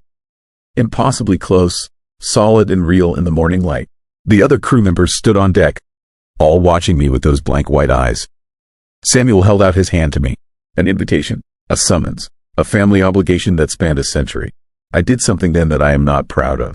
I ran. I abandoned the wheelhouse, scrambled to the stern, and dove into the water on the opposite side from the ghost ship. The cold hit me like a fist, driving the air from my lungs, but I forced myself to swim. I swam toward Homer with everything I had, expecting at any moment to feel those translucent hands grabbing my ankles, pulling me down. But nothing touched me. When I finally looked back, treading water, gasping for air, the Evangeline was gone. The Sarah May was drifting, empty, and I was alone in the ocean, 2 miles from shore, with hypothermia setting in fast. A Coast Guard cutter picked me up 20 minutes later. I spent 3 days in the hospital recovering from exposure. They found the Sarah May undamaged, still running, with no explanation for why I would abandon a perfectly functional boat. The official report listed me as suffering from exhaustion and possible hallucination due to carbon monoxide from a faulty exhaust system. I let them think that. It was easier than the truth, but I know what I saw. I know my grandfather came for me. And I know that every fishing boat that goes missing in these waters, every unexplained disappearance, every crew that vanishes without a trace, they all end up on the Evangeline. They all join that pale crew, sailing forever through the fog, singing their strange songs, looking for others to fill their ranks. 3 weeks ago, my youngest daughter told me she wanted to be a fisherman like her dad. She is 17, strong and capable, and she would make a great captain someday. I told her no. I told her to go to college, to move to Seattle or Portland, Oregon, anywhere that does not touch these waters. Because last night, I saw the Evangeline again. It was moored in Homer Harbor, visible only to me, sitting between two modern fishing boats like it belonged there. The crew stood on deck, watching the docks, watching my family, this boat. And Samuel stood at the bow, still holding out that pale hand, still waiting. The ocean always collects its debts. That is what the old-timers say. And my family, this debt has been outstanding for over 100 years. So here's what I need to know. And I need you to answer honestly in the comments. If your ancestors made a deal with something beyond human understanding, are you obligated to honor it? If they chose to stay, to serve, to sail forever in exchange for something we cannot comprehend, does that choice bind their descendants too? Because the Evangeline is waiting, Samuel is waiting, and I'm running out of places to hide. What would you do? Story 7. Frozen children. I saw 23 sets of children as footprints appearing in real time across a floor I had just finished waxing. And I knew I was not alone in that school. My name is James Porter, and I have worked as a night janitor at Palmer Elementary School in Alaska for 6 years. Palmer is a small town about 40 miles north of Anchorage, population 7,000, the kind of place where everyone knows your business and winters are brutal enough to keep you indoors for months. The job pays decent for what it is, and I needed something quiet after my years driving trucks cross-country left me with bad knees and a desire for routine. Cleaning empty hallways at night seemed perfect. No people, no stress, just me, my cart, and the comfortable silence of a building at rest. I was wrong about the silence. The school was built in 1968 on the site of the old Palmer Orphanage, a facility that burned to the ground in 1935 during one of the coldest winters on record. 23 children died in that fire, trapped on the second floor when the wooden stairs collapsed in flames. The official report said they died from smoke inhalation before the fire reached them, which was meant to be comforting somehow, as if suffocating in darkness was better than burning. The town rebuilt eventually, decided an elementary school would honor the memory of those lost children by filling the space with young voices and laughter again. Nobody told me about the history when I took the job. I found out 3 months in when I started noticing things that did not make sense. It began with sounds, faint giggling echoing down empty hallways during my overnight shifts.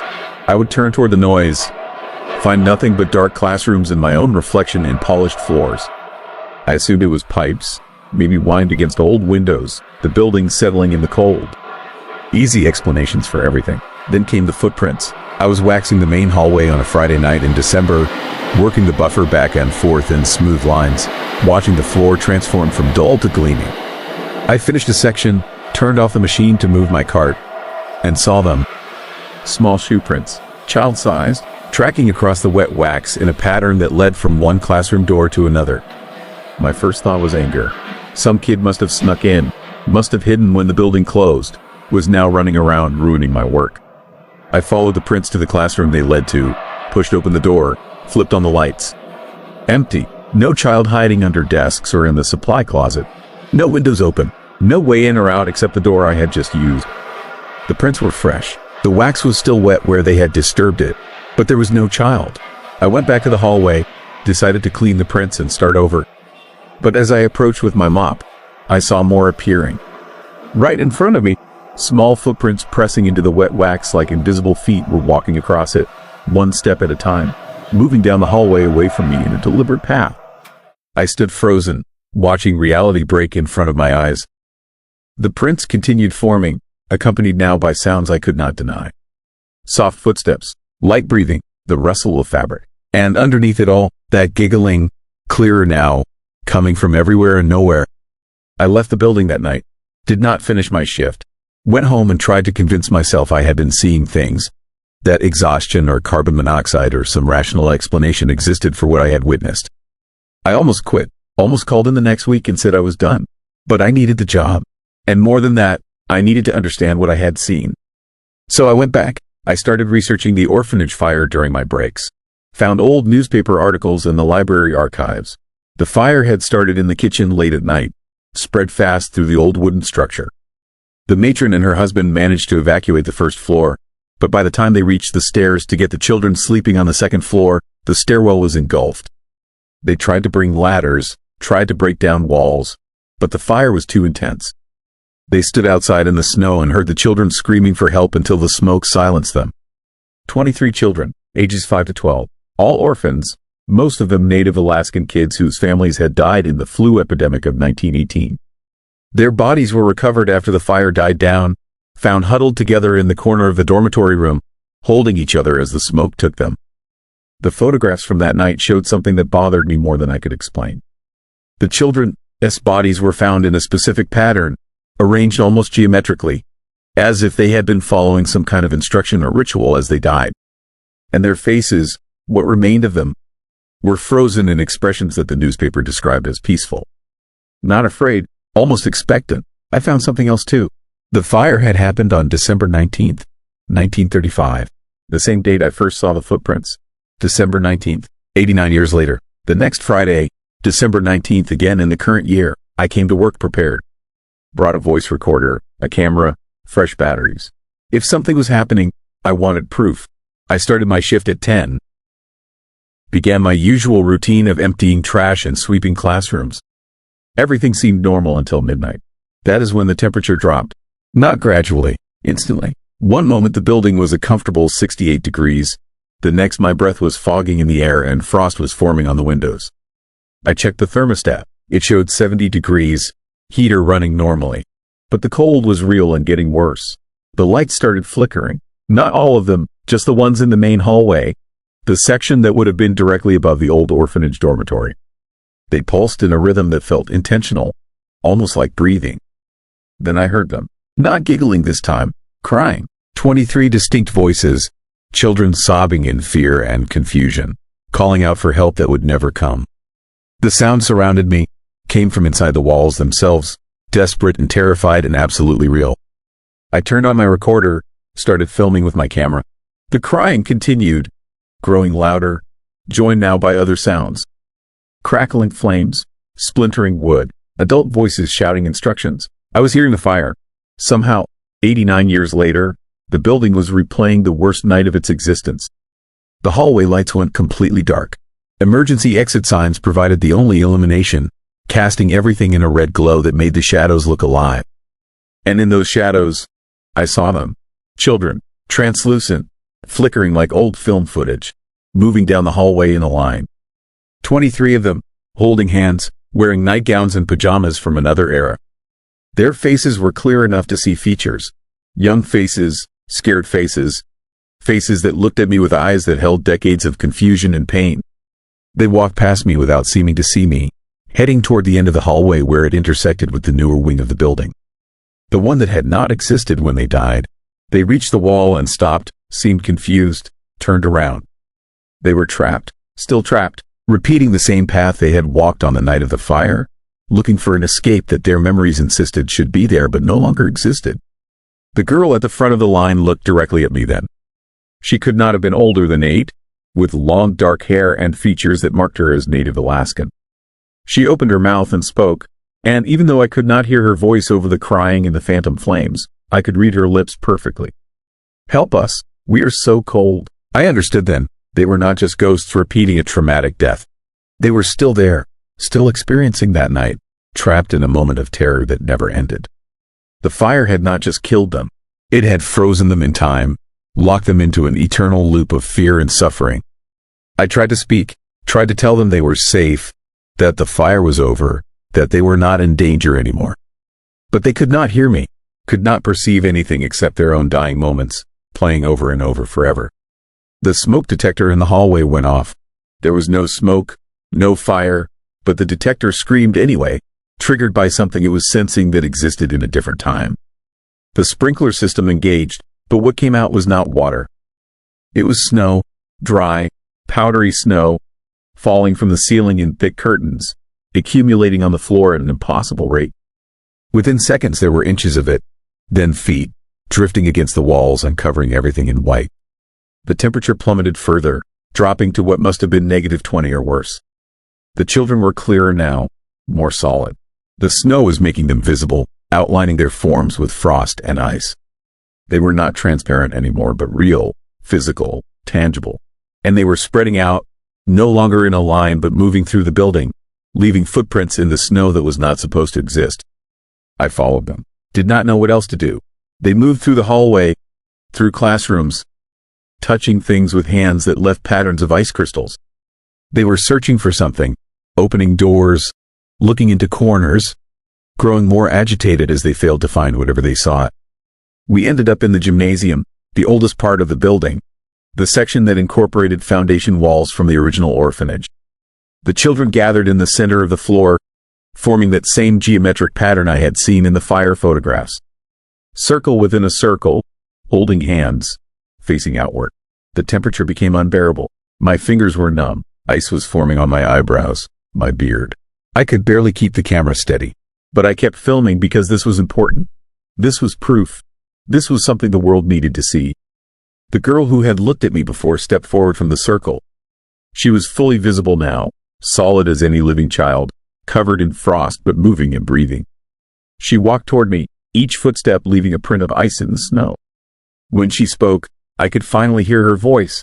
We have been waiting for someone who can see, someone who can hear. We need you to understand what really happened.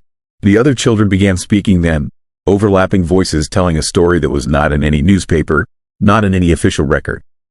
The fire had not been an accident. The matron, his husband had said it deliberately, had locked the children upstairs first, had made sure the stairs would burn fast enough that no rescue was possible. They told me about insurance money, about debts, about a man who saw 23 lives as less important than his financial problems. They told me how he had stood in the snow that night watching the building burn, how he had cried false tears when others arrived, how he had lived another 30 years before dying comfortably in his sleep. Justice had never come. Their deaths had been ruled accidental. The man had never faced consequences. And so they remained, trapped by injustice as much as by death, unable to move on because the truth had been buried with them. The girl reached up and touched my hand. Her fingers were ice cold, but definitely real. She looked at me with eyes that had seen 89 winters and said something that made my blood freeze. Tell everyone what really happened. Give us the truth we never had.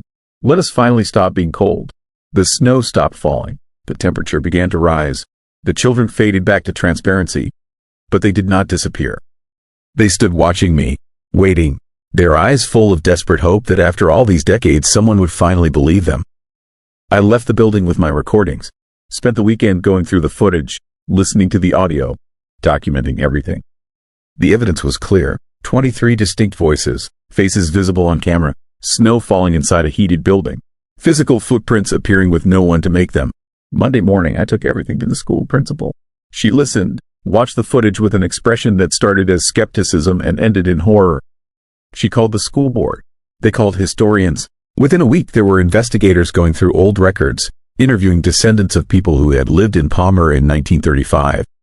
They found evidence. Bank records showing the matron, his husband, had taken out a massive insurance policy on the orphanage 3 months before the fire. Witness statements from neighbors who had seen him arguing with the matron about money, threatening to do something desperate. A deathbed confession from his nephew, sealed for 50 years, describing how his uncle had bragged about fooling everyone. The truth came out, 90 years late, but it came out. The local paper ran the story. The school held a memorial. Someone carved all 23 names into a stone monument placed where the orphanage had stood. We said their names. We told the truth. We gave them what they had been asking for all along. I still work at Palmer Elementary. Still do the overnight shift. Still walk those hallways alone after everyone else has gone home. But I am not alone. Not really. The children are still there. I see them sometimes, feel them, hear their footsteps and their laughter. But they are different now. The crying has stopped. The terror has faded. They play in the hallways, leave footprints in my wet wax, hide my cleaning supplies in spots where I will find them later and wonder how they got there. They are at peace in a way they were not before. Still trapped, perhaps still bound to this place by the violent way they died, but no longer suffering. No longer cold. Sometimes, when I am buffing floors late at night, I feel a small hand take mine. Ice-cold fingers that squeeze gently before letting go. It is their way of saying thank you. Their way of acknowledging that someone finally listened, finally cared enough to uncover the truth they had been screaming into the darkness for nearly a century. I think about them constantly. 23 children who did nothing wrong except be unwanted and vulnerable in a world that valued money more than lives. Children who died terrified and alone and were then forgotten, their murder covered up and dismissed for generations. They deserved better. They deserved justice. And while I could not give them life, I gave them truth. I gave them witnesses who believed, I gave them a voice that reached beyond the grave. The building still gets cold sometimes on December 19th. Snow still falls in the gymnasium when no snow should be possible. But now when it happens, I do not run. I stand with them. I acknowledge them. I remind them that they are remembered, that their story is known, that the man who killed them has been exposed even if he can never be punished. I need to ask you something, and I want you to write your answer in the comments below. If you could speak to someone who died unjustly, someone whose story was buried and forgotten, what would you say to them? And would you have the courage to fight for their truth even when no one believed you? Tell me, because I chose to fight for 23 children I never met, and it changed everything. And I think we all have ghosts waiting for someone to finally listen. Story 8. Midnight Patrol. I need you to understand something about being a cop in a small Alaska town. The darkness up here is different. It's not just the absence of light. It's a presence, thick and alive, that swallows everything from late afternoon until mid-morning in winter. And in that darkness, things move that shouldn't to exist. My name is Rick Coleman. I've been a patrol officer in Seward, Alaska for 11 years. Before that, I did 8 years with the Anchorage PD. I've seen bodies. I've chased armed suspects through neighborhoods at 3 in the morning. I've done the kind of work that makes you believe you've seen everything humanity has to offer, good and bad. But nothing prepared me for what I encountered during my midnight patrol last January. Nothing prepared me for Officer Hayes. It started on a Tuesday night, the kind of cold that makes your lungs hurt when you breathe. 20 below zero, with a wind coming off Resurrection Bay that cut through every layer of clothing like it was tissue paper. I was working the midnight to 8 shift, the graveyard that nobody wants but everybody has to take eventually. Seward only has about 2,700 permanent residents. In winter, it feels like even less. The tourist boats are gone. The cruise ships won to return until May. The streets empty out after dark. And most nights, my patrol consists of checking locks on the closed shops downtown and making sure nobody is frozen to death in their car. I was walking my usual route down 4th Avenue around 2 in the morning when I saw him. Another officer, about a block ahead of me, doing exactly what I was doing. Checking doors, shining his flashlight into windows, following the same patrol pattern I'd walked 1,000 times. This shouldn't have been strange. We had 4 officers on night rotation. But I knew the schedule. I was supposed to be alone in this sector. Tommy Valdez was covering the harbor. Sarah Chen had the residential area up the hill. And Mike Patterson was doing vehicle patrol on the Seward Highway. I called out to the officer ahead of me. My voice sounded flat in the cold air, like the temperature was absorbing the sound. He turned around, just kept walking, kept checking doors, his flashlight beam moving in steady, practiced sweeps. I picked up my pace, boots crunching on the frozen snow. As I got closer, I noticed his uniform looked off. The cut was wrong, too formal, too military, and his flashlight was one of those old heavy metal ones, the kind my grandfather used to carry, not the tactical LED lights we were issued. I was maybe 20 feet behind him when he turned down the alley between the old hardware store and the harbor diner. I followed, my hand instinctively moving to my radio. Something about his movement felt wrong. Too smooth, too deliberate, like he was performing rather than patrolling. The alley was narrow and dark, the kind of space that makes every cop nervous. My flashlight beam cut through the blackness, illuminating dumpsters and wooden pallets stacked against brick walls. But the other officer was gone. I walked the length of the alley, checked behind every dumpster, looked for footprints in the snow. Nothing. The alley dead ended at a chain-link fence topped with barbed wire. No gates, no doors, no way out except the way we both come in. And here is what made my skin crawl. There was only one set of footprints in the fresh snow. Mine. I radioed Tommy at the harbor, asked if he'd seen anyone near 4th Avenue. He said he'd been down by the docks for the past hour, hadn't seen another soul. I asked Sarah if she'd sent anyone to cover my sector. She laughed and said she was barely keeping up with her own area. No way was she lending me backup. I stood in that alley for a long time, watching my breath turn to fog, trying to make sense of what I'd seen. Finally, I convinced myself it was exhaustion or some trick of the light and shadows. I'd been pulling double shifts to cover for Patterson while he dealt with a family emergency. My brain was probably just filling in familiar patterns where none existed. But I couldn't shake the feeling that I was being watched. I finished my patrol and headed back to the station around 6, just as the sky was starting to lighten from black to deep gray. The station was empty except for dispatch, an older woman named Gloria who had been working nights for 25 years. I poured myself coffee and sat down to write my report, trying to decide whether to mention the officer I'd seen. Gloria must have noticed something in my face because she asked if I was okay. I told her about the figure on 4th Avenue, the old-style uniform, the way he vanished in the alley. She went very still. Then she got up, walked to a filing cabinet in the back office, and returned with a large envelope marked Evidence Archive 1947. Inside was a photograph, black and white, slightly faded, showing the Seward Police Department in front of the old station building that had burned down in the 60s. 7 officers in formal uniform, standing at attention. And there, third from the left, was the man I'd seen in the alley. Gloria pointed to the caption below the photo. Officer Michael Hayes. It read, "Killed in the line of duty, February 3rd, 1947. My coffee suddenly tasted like metal. I looked at Gloria, waiting for the punchline, the explanation that would make this make sense. She just stared back at me with tired eyes that had seen too many night shifts. She told me the story. Officer Hayes had been doing his midnight patrol, the same road I walked, when he responded to a disturbance at what was then the Seabreeze Hotel. A domestic dispute that had turned violent.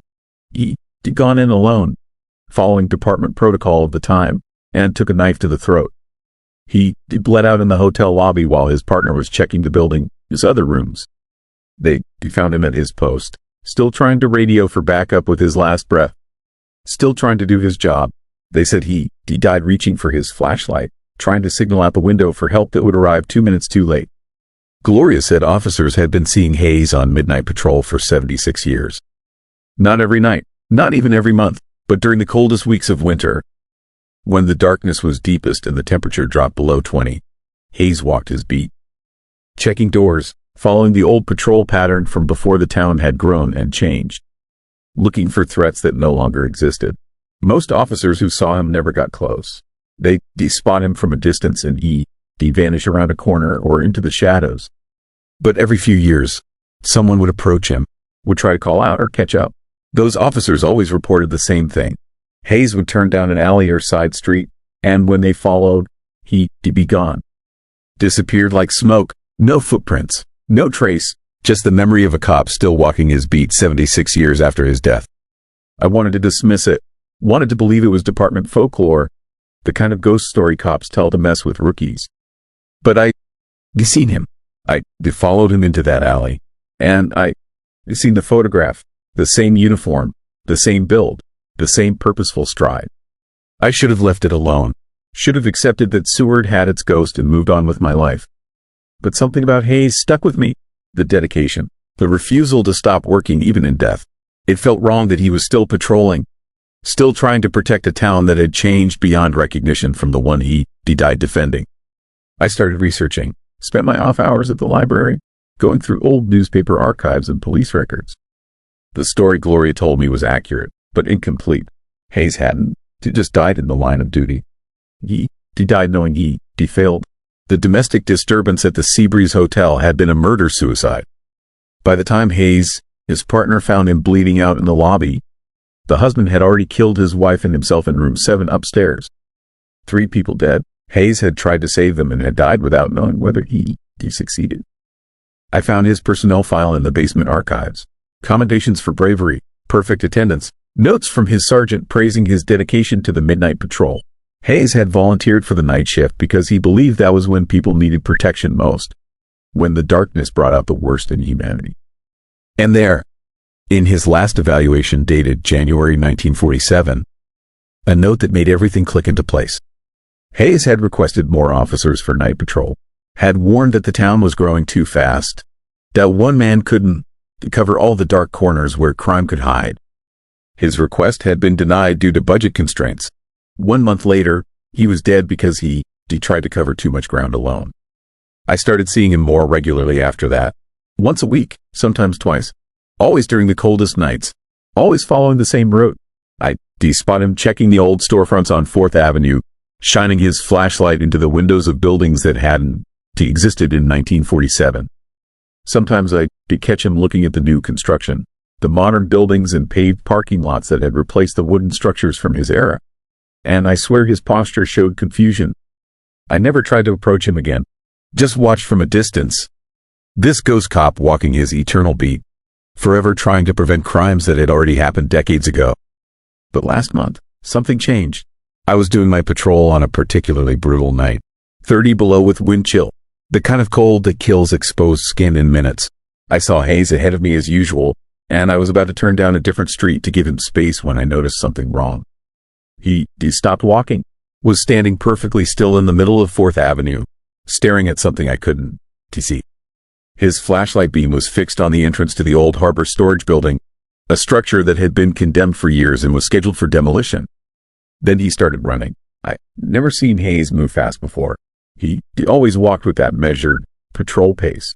But now he was sprinting toward the storage building, and something about his urgency made my training kick in. I followed. The building, his front door was hanging open. It should have been chained shut.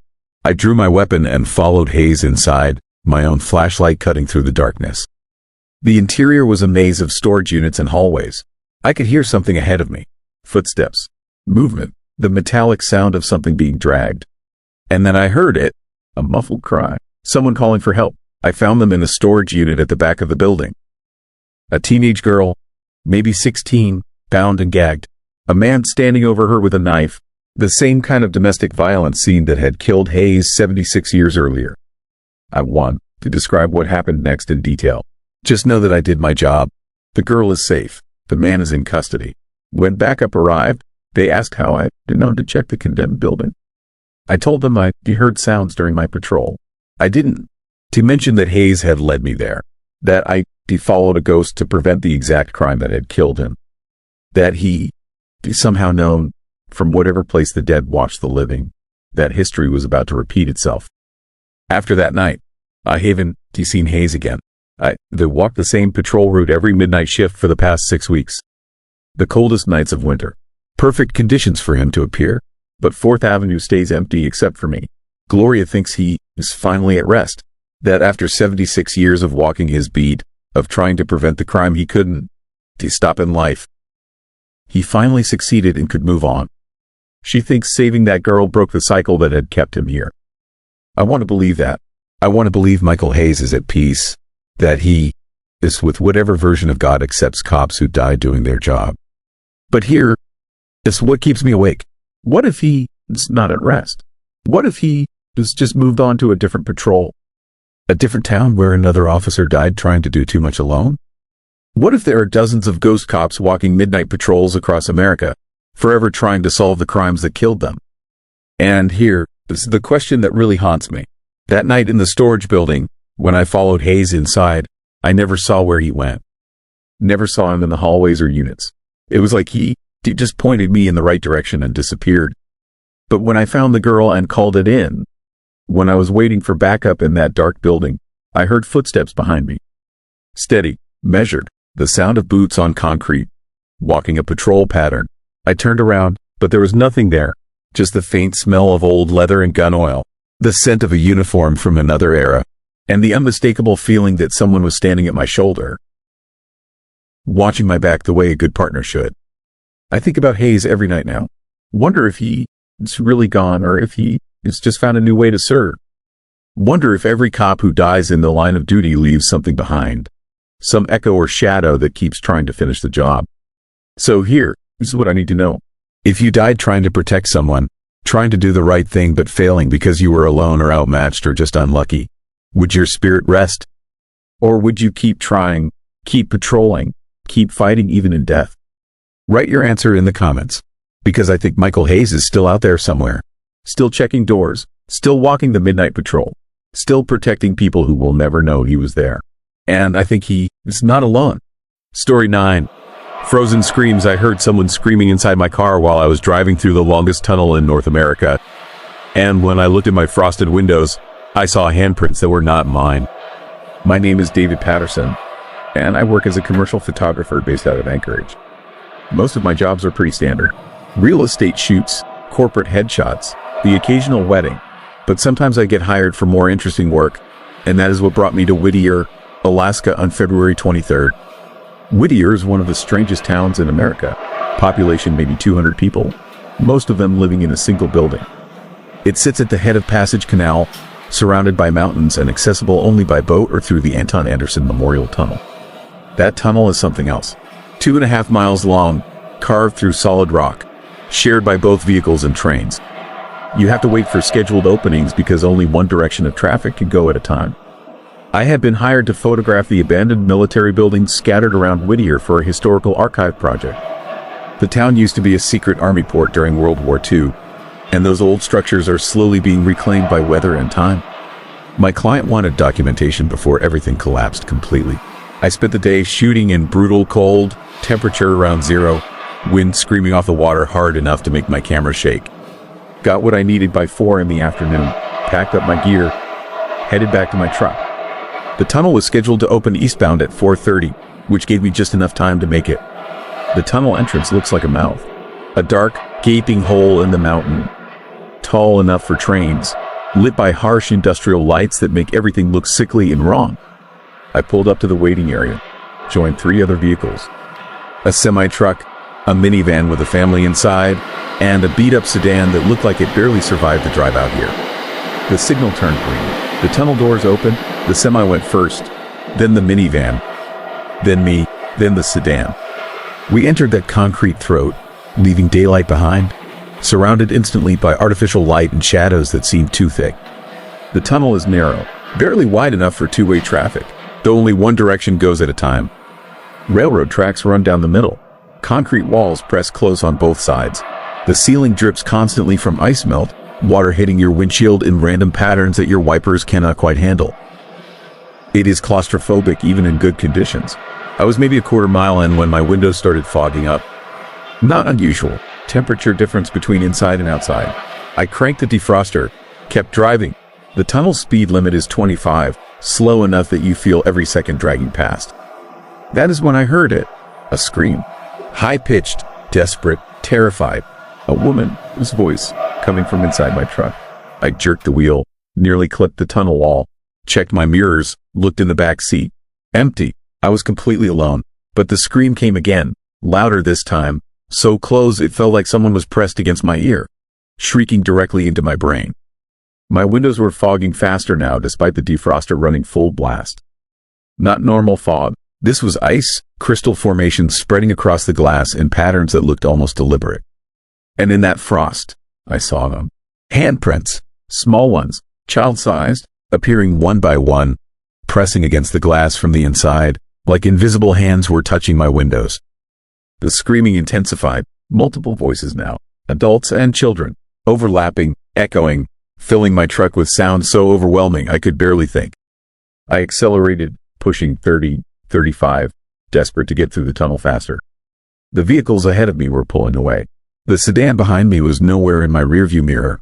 I was alone in this concrete tube with voices that should not exist. More handprints appeared, dozens of them now, covering every window, all different sizes, all pressing from inside my truck. The temperature dropped so fast my breath came out in clouds thick enough to obscure my vision. I could feel presence around me, multiple presences, bodies occupying the same space I was in, invisible but tangible, their panic and terror bleeding into the air itself. I tried to understand what I was experiencing. Auditory hallucination from exhaustion, carbon monoxide leak, some weird echo effect from the tunnel acoustics, but the handprints were real. I could see them clearly in the frost, each one perfectly defined, showing the lines and whorls of human palms and fingers. Then the cab lights flickered and I saw them. Shadows moving in my peripheral vision. Shapes that looked human but were not quite right. Too thin, too angular, moving in ways that defied physics, sliding across surfaces instead of walking. They surrounded my truck, keeping pace even as I pushed 40 miles per hour, flowing alongside me like water. The screaming reached a crescendo. I thought my eardrums would burst from the volume. And through it all, I heard words, fragments of desperate communication. Help us. So cold. Cannot leave. Trapped here. Please help. I understood then. These were not random ghosts or general haunting. These were specific people, specific deaths. Something terrible had happened in this tunnel, and whatever remained of those victims was still here, still experiencing their final moments on an endless loop. I grabbed my phone, tried to call someone, anyone. No signal. The concrete and mountain were too thick. I was completely cut off from the outside world, trapped in this tube with screaming spirits and multiplying handprints that covered every surface of my truck. This interior. The semi ahead of me disappeared, just vanished around a curve.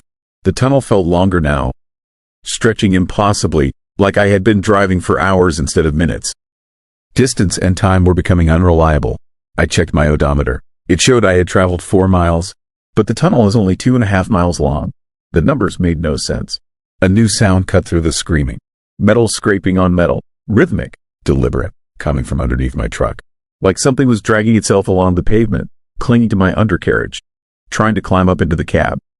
I floored the accelerator. My truck lurched forward, engine roaring, tires squealing on wet concrete. The scraping sound intensified, keeping pace.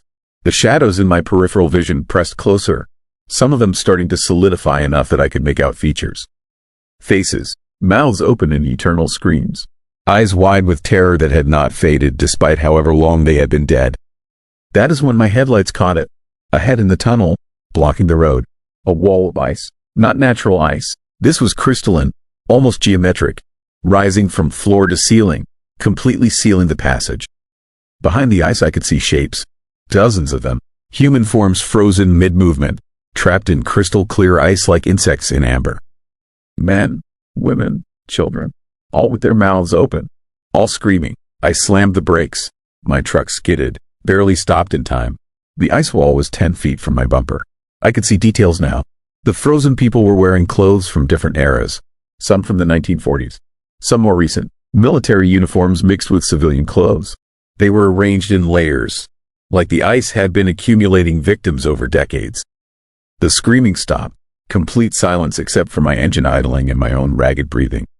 The handprints on my windows began to fade, melting away like they had never existed. The shadows retreated into corners, becoming less defined. Then one of the frozen figures moved, just slightly, a finger twitching, an eye shifting to look directly at me. The ice around that person cracked, water running down in streams.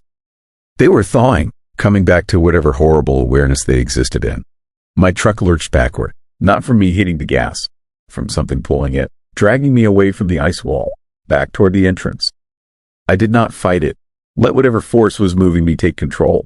The truck rolled backward faster than I could have driven, smooth and controlled, as if guided by invisible hands.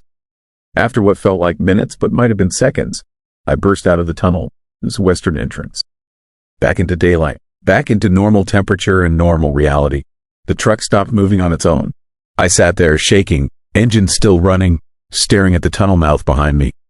The other vehicles were there. The semi, the minivan, the sedan, all parked in the waiting area like nothing had happened. The family in the minivan was eating snacks. The trucker was checking his load. Nobody looked disturbed or frightened or like they had just experienced anything unusual.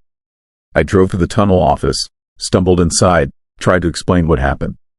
The operator, an older guy with a face weathered by decades of Alaskan winters, just nodded slowly. He had heard this before. Many times, he told me about the accidents. About the tunnel construction in the 1940s when safety regulations were loose and men died regularly from cave-ins and equipment failures. About the train collision in 1961 that killed 7 people. About the tour bus that broke down in the tunnel in 1978 during a blizzard, carbon monoxide poisoning taking 4 passengers before help arrived. About the family whose car battery died mid-tunnel in 1992, freezing to death before anyone found them. The tunnel collects the dead, holds them somehow in its cold concrete and mountain rock. And sometimes, when conditions are right, when someone drives through alone with their windows fogging and their mind open to possibilities, those dead reach out. They scream their terror. They press their hands against glass they cannot feel. They try desperately to communicate decades of being trapped in that dark passage between one place and another. I drive the Seward Highway regularly for work, but I do not go through the tunnel anymore. I take the long way around, 4 hours extra driving, ferry across the bay. People think I am crazy. Ask why I waste time and money avoiding a simple tunnel. I tell them it is just a preference, a quirk, nothing to worry about. But I know the truth. I know what waits in that concrete throat carved through the mountain. I know the ice wall that exists somewhere in a version of the tunnel that overlaps with our reality. I know the faces frozen in eternal screaming, accumulating year by year as new victims join the collection.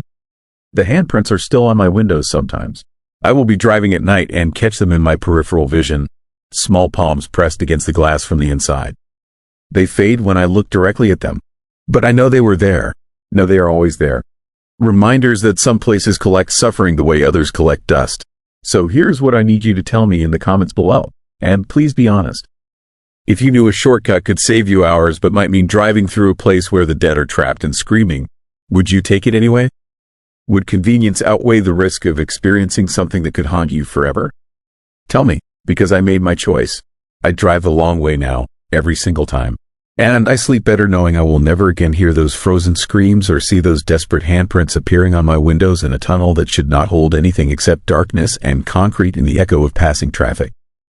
And that is where the story ends, or where it refuses to end, depending on how you look at it.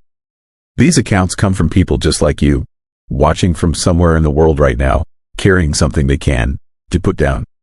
So here is what I'm asking. Where are you listening from tonight? Are you closer to the wilderness than you do like to admit? Drop your location below. Let us build a map of where the veil is thinnest. And if you've got a story, something that happened in the dark or the cold or the silence, the comment section is your confessional. You might just end up here, your words in someone else's headphones at 2 a.m. Hit subscribe, turn on those notifications, and remember, Alaska ISN, to the only place where things go wrong. Sweet dreams, or whatever passes for them anymore.